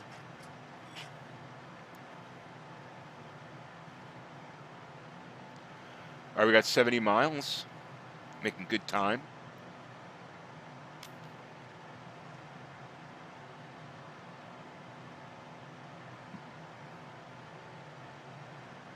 FS Economy is a lot of fun. It gives you, you know, it gives you a reason to fly in a simulator. You know what I mean? It's interesting.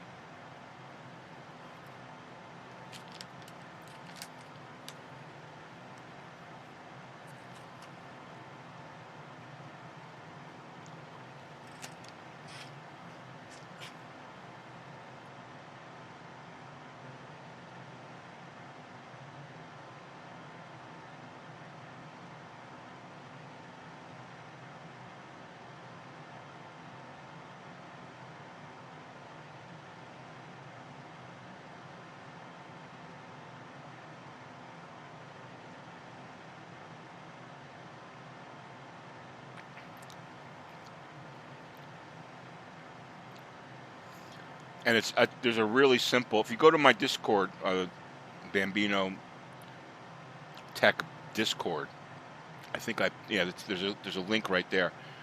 I posted in there in the MFS 2020 channel. I believe that's where I put it. The procedure for how to set up the client for MS 2020, the FSE, the FS Economy client. It's like super easy.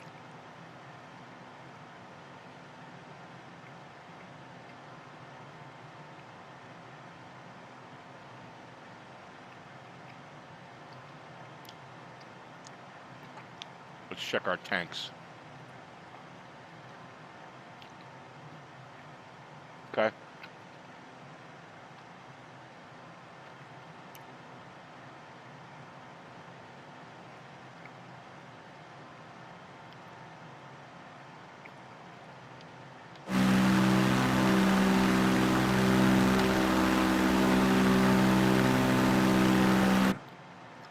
Been actually waiting for my world account to be activated. Hopefully, which? Oh, you mean in FS Economy? Yeah, sometimes it takes them a while to activate it.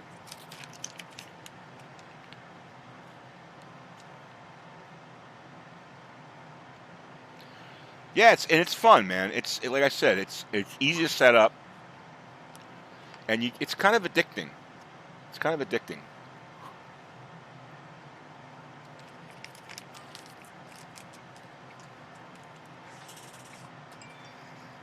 We have a little time here, so I'll show you the state of the group here. Give me a second.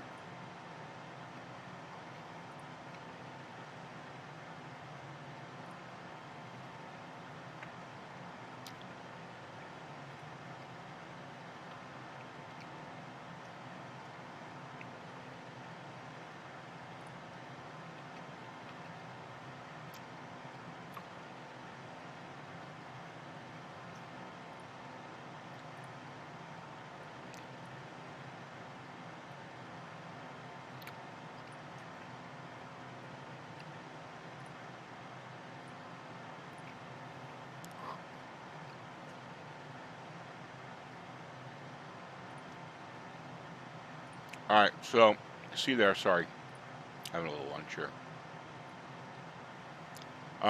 You can see there. These are our planes. So we've got Baron at Cape May. We got a King Air at Salt Lake City. Skyhawk at Cape May. Skyhawk at Roanoke. Cessna 208 at BTM, and I think this is in Montana. Another Cessna at Salt Lake, a 208 at Salt Lake. Well, right now it's here, but it's the headquarters at Salt Lake. We got an SR-20 Cape May. We got SR-22 at Cape May. SR-22 at Roanoke. We got a DA 62, both at Roanoke and Cape May, rentable. Now, you don't pay this rent if you're a member. You don't pay the rent. The group pays the rent. The group pays for the gas, so you don't have to worry about this. Just rent it. We have them rented out so we can make a little extra income. We got a PC-12. It's located at LaGuardia right now because there's a lot of flights there. If you want to go rent the PC-12, you can fill it up with 10 people, round trip, and make about $7K for yourself, $6-7K for yourself, and $6-7K for the group per round trip, which is nice. Actually, yeah, per round trip. We got a Piper 22 Tri-Pacer. If you're into that, we got a PA-28 Warrior, and we have a Kodiak, a Quest Kodiak at Salt Lake, although it's at GUC right now. So we're forever adding planes. As far as FBOs, let's go to F. Let's see, FBO East. So, boy, the server's slow. They have unintended. They're inundated right now. Oh, I see. Right now because of FS. I see. That's awesome. It's good to hear because it was starting to die off a little bit. And actually, that's interesting because I'm seeing activity at our airports, much more activity. So that's good. I'm glad to see that the release of Microsoft Flight Simulator has given FS Economy a little bit of a boost. What they really need, though, is they need to go in and update it because it's missing a lot of airports that have opened up that they never added, and it's got a lot of airports that are still in there that are inactive. And the reason why they do that is because they support back to like FS Flight Simulator like 7 or something like that. So, tons of new blood for your group. Yeah, that'd be awesome. Join the group. All we ask is that you fly at least one flight for the group a month. We hope you do more than that, but we're paying 60%. We were paying 40% at one time, but I figured, you know what? Let's just make it higher. We'll make it 60%. I may even increase it more. But this way, you can, you actually save this money you save on gas and rental and all that. It really kind of nets out, and you're part of a group. You can, you get to use the planes and all that stuff. You don't have to buy a plane. Those planes are at your disposal.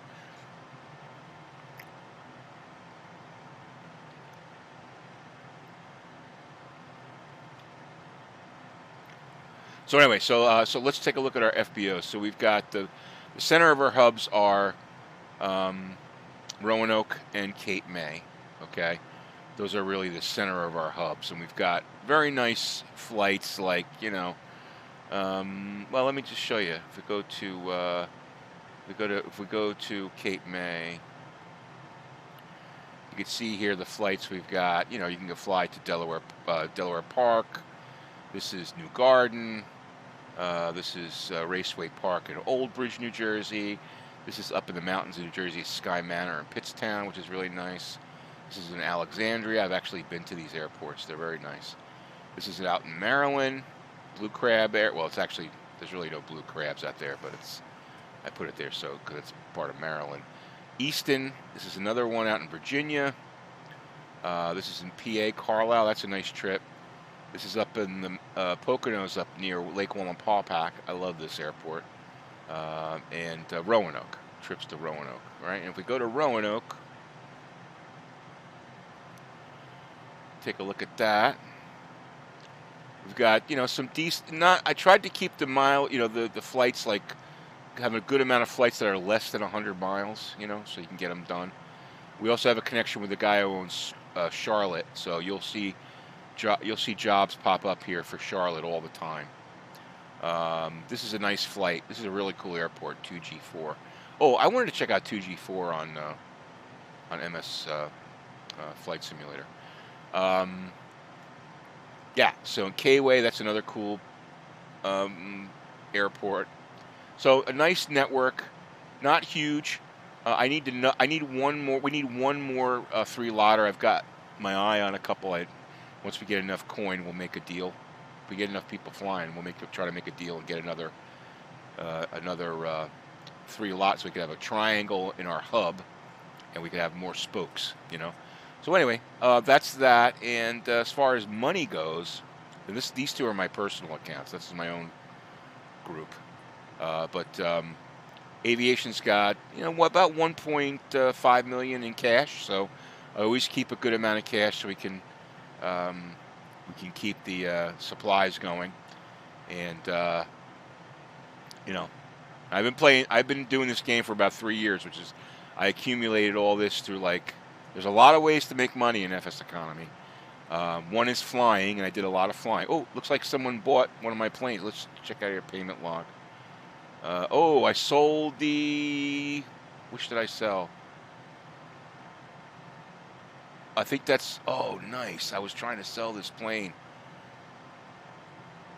Which plane is... Oh, yeah, SR-22. Good. I had an extra one down in Louisiana. So this is an example of how to make money. Is that Okeechobee? Can't be. Anyway, I'm looking out the window. So here's a way to make money. So this plane here, I sold it for $314. It came on the market. If we go to here, go to for sale. Okay, SR-22s. They were buying and selling because the new Torque Sim came out. I bought it for I think I paid $220 for it. Okay, and the going rate in the U.S. You can see these are all. This is the first one in the U.S. H-Hop. Okay, at Kentucky. $314. I've priced mine just below that, and I was able. It took a couple weeks, but I was able to turn it around for a decent profit. Okay, that's a great way to make money in FS economy. To arbitrage on planes.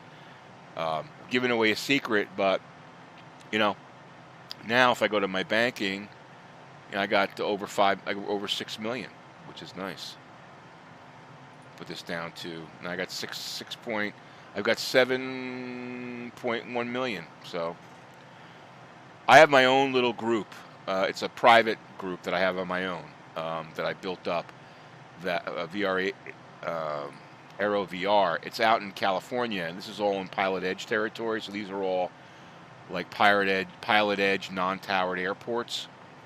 Because I used to fly a lot out there in Pilot Edge, and I wanted to have my own FS economy group. So I just basically picked these off, bought them cheap, and have been building it up. And it actually makes a lot of money on flights, which is kind of cool. So that's, there's ways to. It's interesting, but airplane arbitrage has been a great way to make extra money in FS economy. So I'm actually working on a video that's hopefully going to be coming out within the next week or so.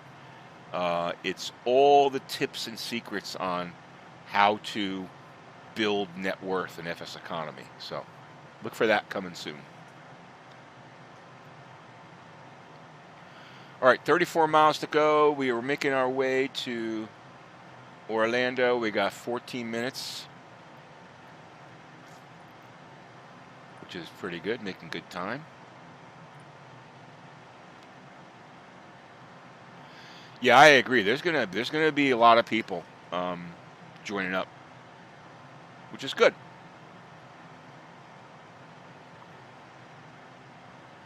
Check outside here.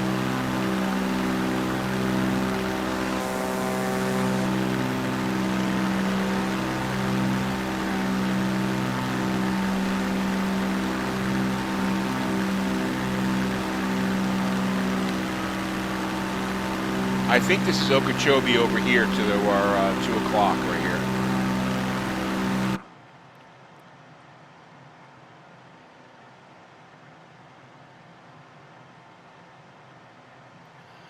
No problem. I was actually thinking about doing a Ask Me Anything on FS Economy stream. I may do that next. That's going to be the next stream. Ask Me Anything, because there's going to be a lot of people starting up. In fact, maybe tomorrow morning we'll do an Ask Me Anything on FS Economy. Now, I don't pretend to know everything about it. There's some areas that I haven't delved into yet, but when it comes to FBO management and all that stuff, I can answer pretty much any question. So I think maybe we'll do that. We'll just do an Ask Me Anything. No flying tomorrow. We'll just do an Ask Me Anything. And hopefully some people will join the group that can help people out. I mean, there's a lot to it. You're going to find, oh, you're lost? Okay, so so join tomorrow, Mouse, and you'll learn something. We'll probably do it in the morning, like around 9 a.m., 9 or 10 a.m., somewhere around there.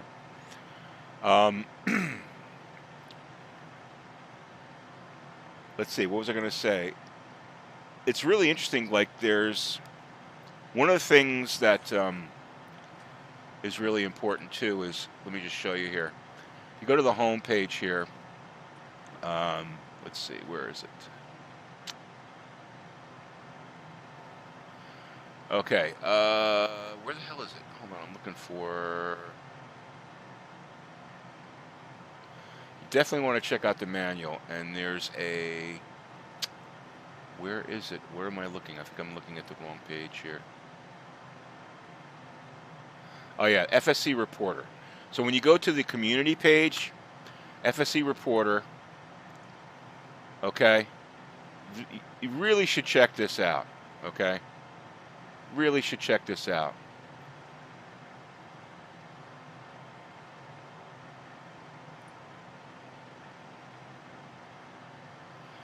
A lot of information in this thing, okay?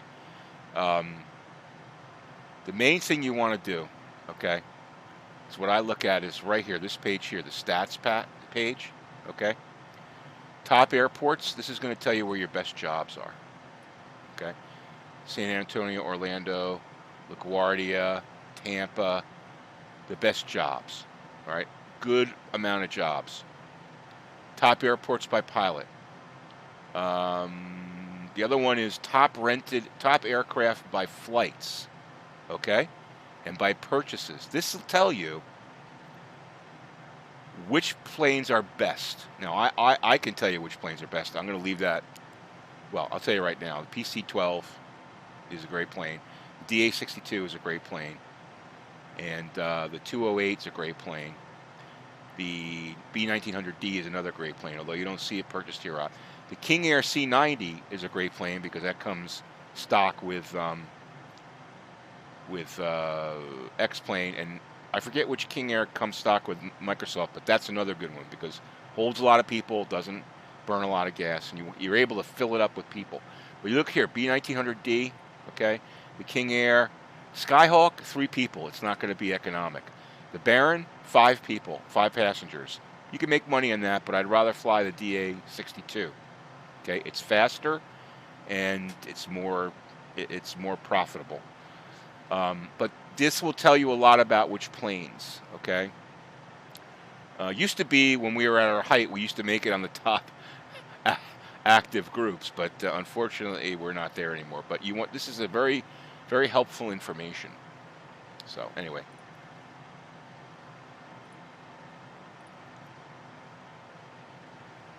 So check out the flight reporter. I think that's what it's called.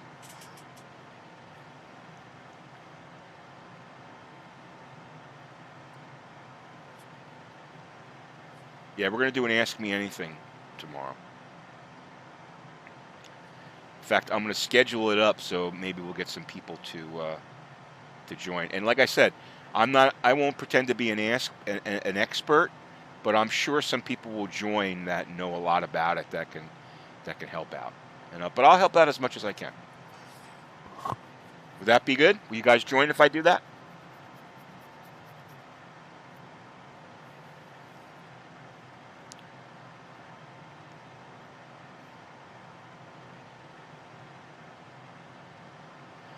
All right, we got 8 minutes to Orlando. This should be an easy approach. That's great. I hope we get a good amount of people there.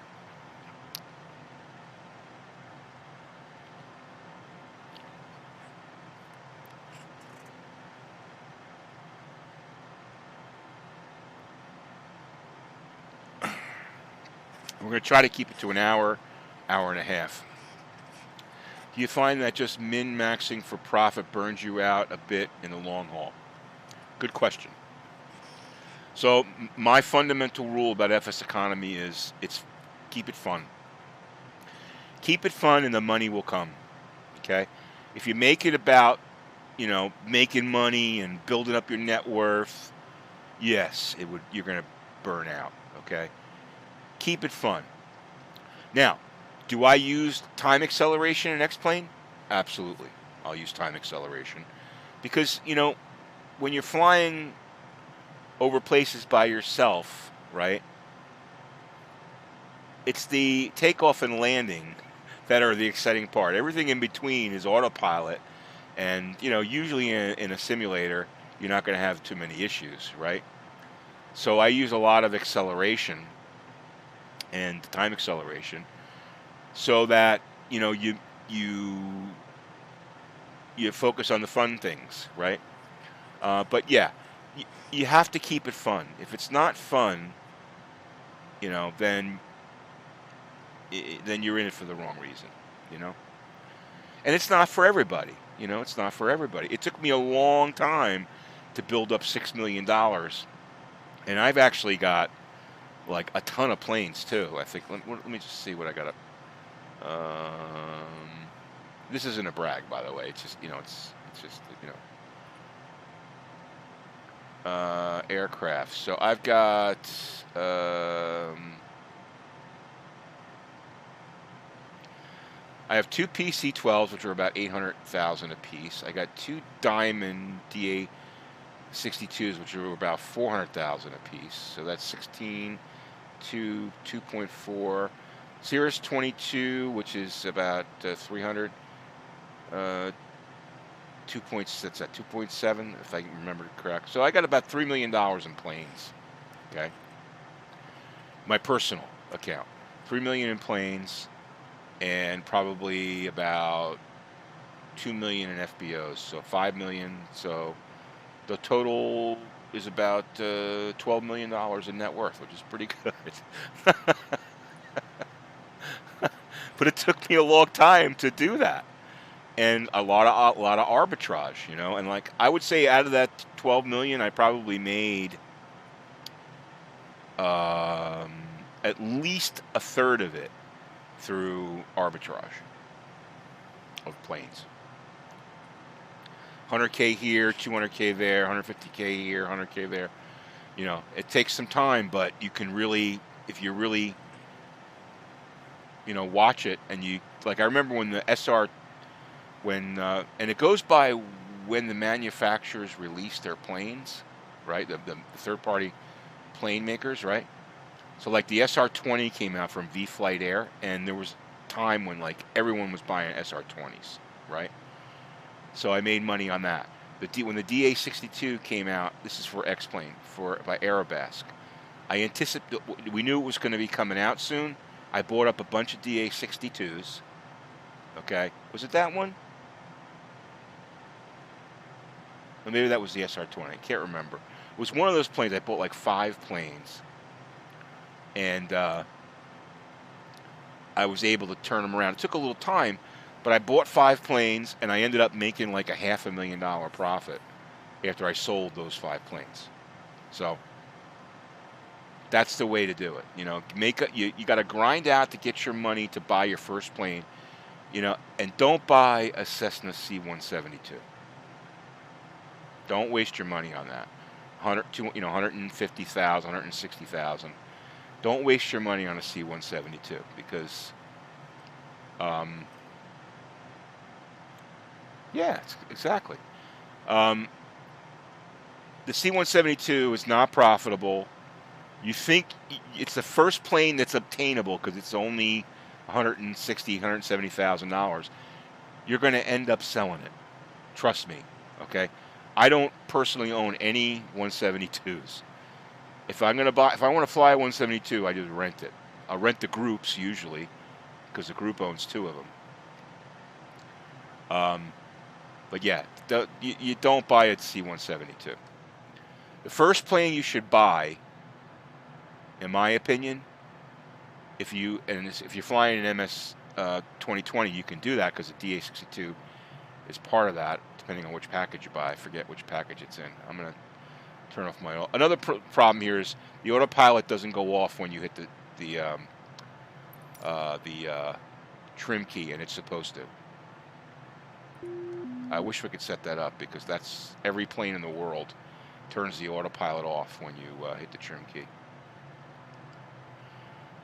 Yeah, so the first plane I would buy is a DA62. Because the Diamond DA62, it flies at about 160 knots, somewhere around there, 165 knots. So it's pretty quick. It absolutely sips gas, really super good on gas. And it holds 6 people. So you can use it for like those 80-mile jobs where you can put 6 people and, you know, get back and forth real quick, and that plane can make you a lot of money. All right, we're slowing down here. Trim it up. The other thing is we need a trim tab indicator on the MFD.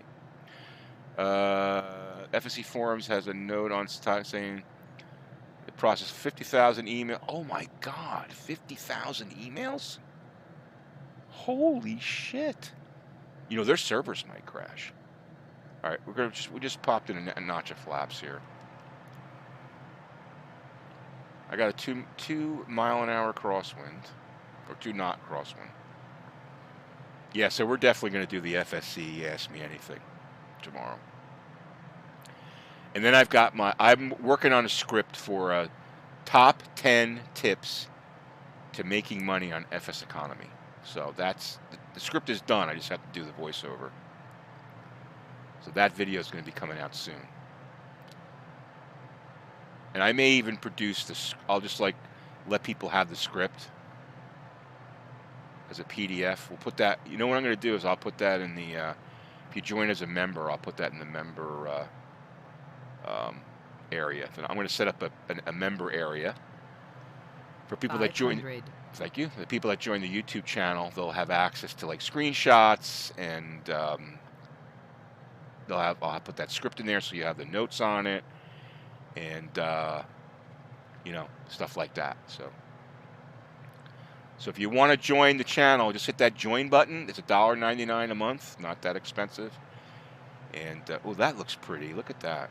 And you get the emojis, but we're going to start producing some other stuff. All right, the world. Yep. Take care, and hopefully we'll see you tomorrow on the Ask Me Anything.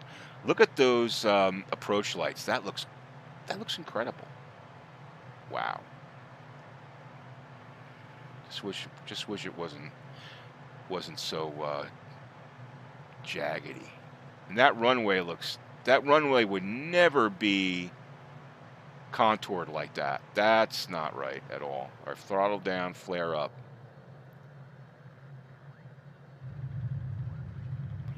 Nose down.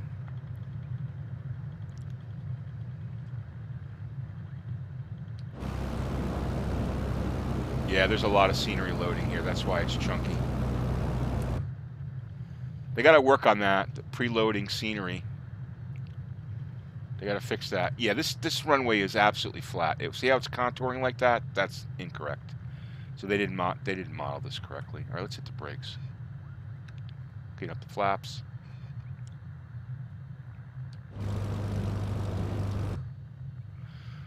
I'm going to assume GA is off to the right. You know what they say, never assume, but I'm going to assume. I guess I couldn't exit there? I didn't see a yellow line. So this is supposed to be one of the modeled airports. All right, here we go.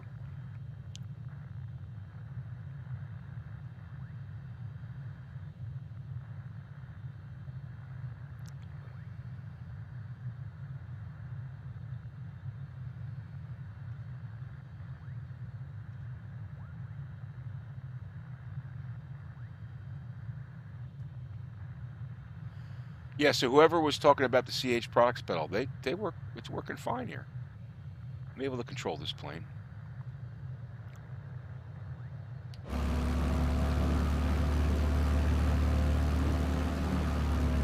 Yeah, once the scenery loaded, see what the thing is like the system should know that you're landing at this airport, so it should load up all that scenery so you don't get a jagged approach like that, a stuttering approach.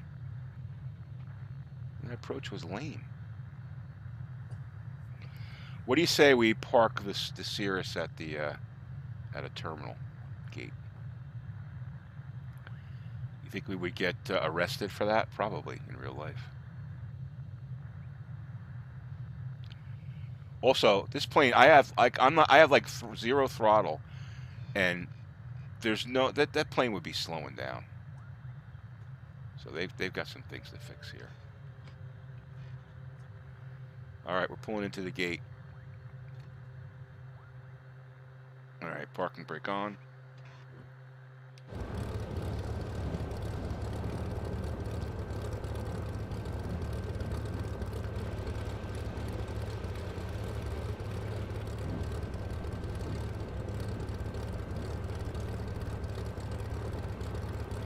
Nice screenshot.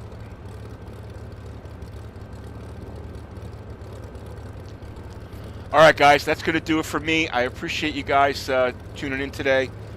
I'll be posting a scheduling a stream for tomorrow to do the FS Economy Ask Me Anything, and hopefully we'll see you guys there. Appreciate the conversation today, and thanks for watching, guys. Have a great afternoon, and we'll see you tomorrow. Take care. Bye-bye.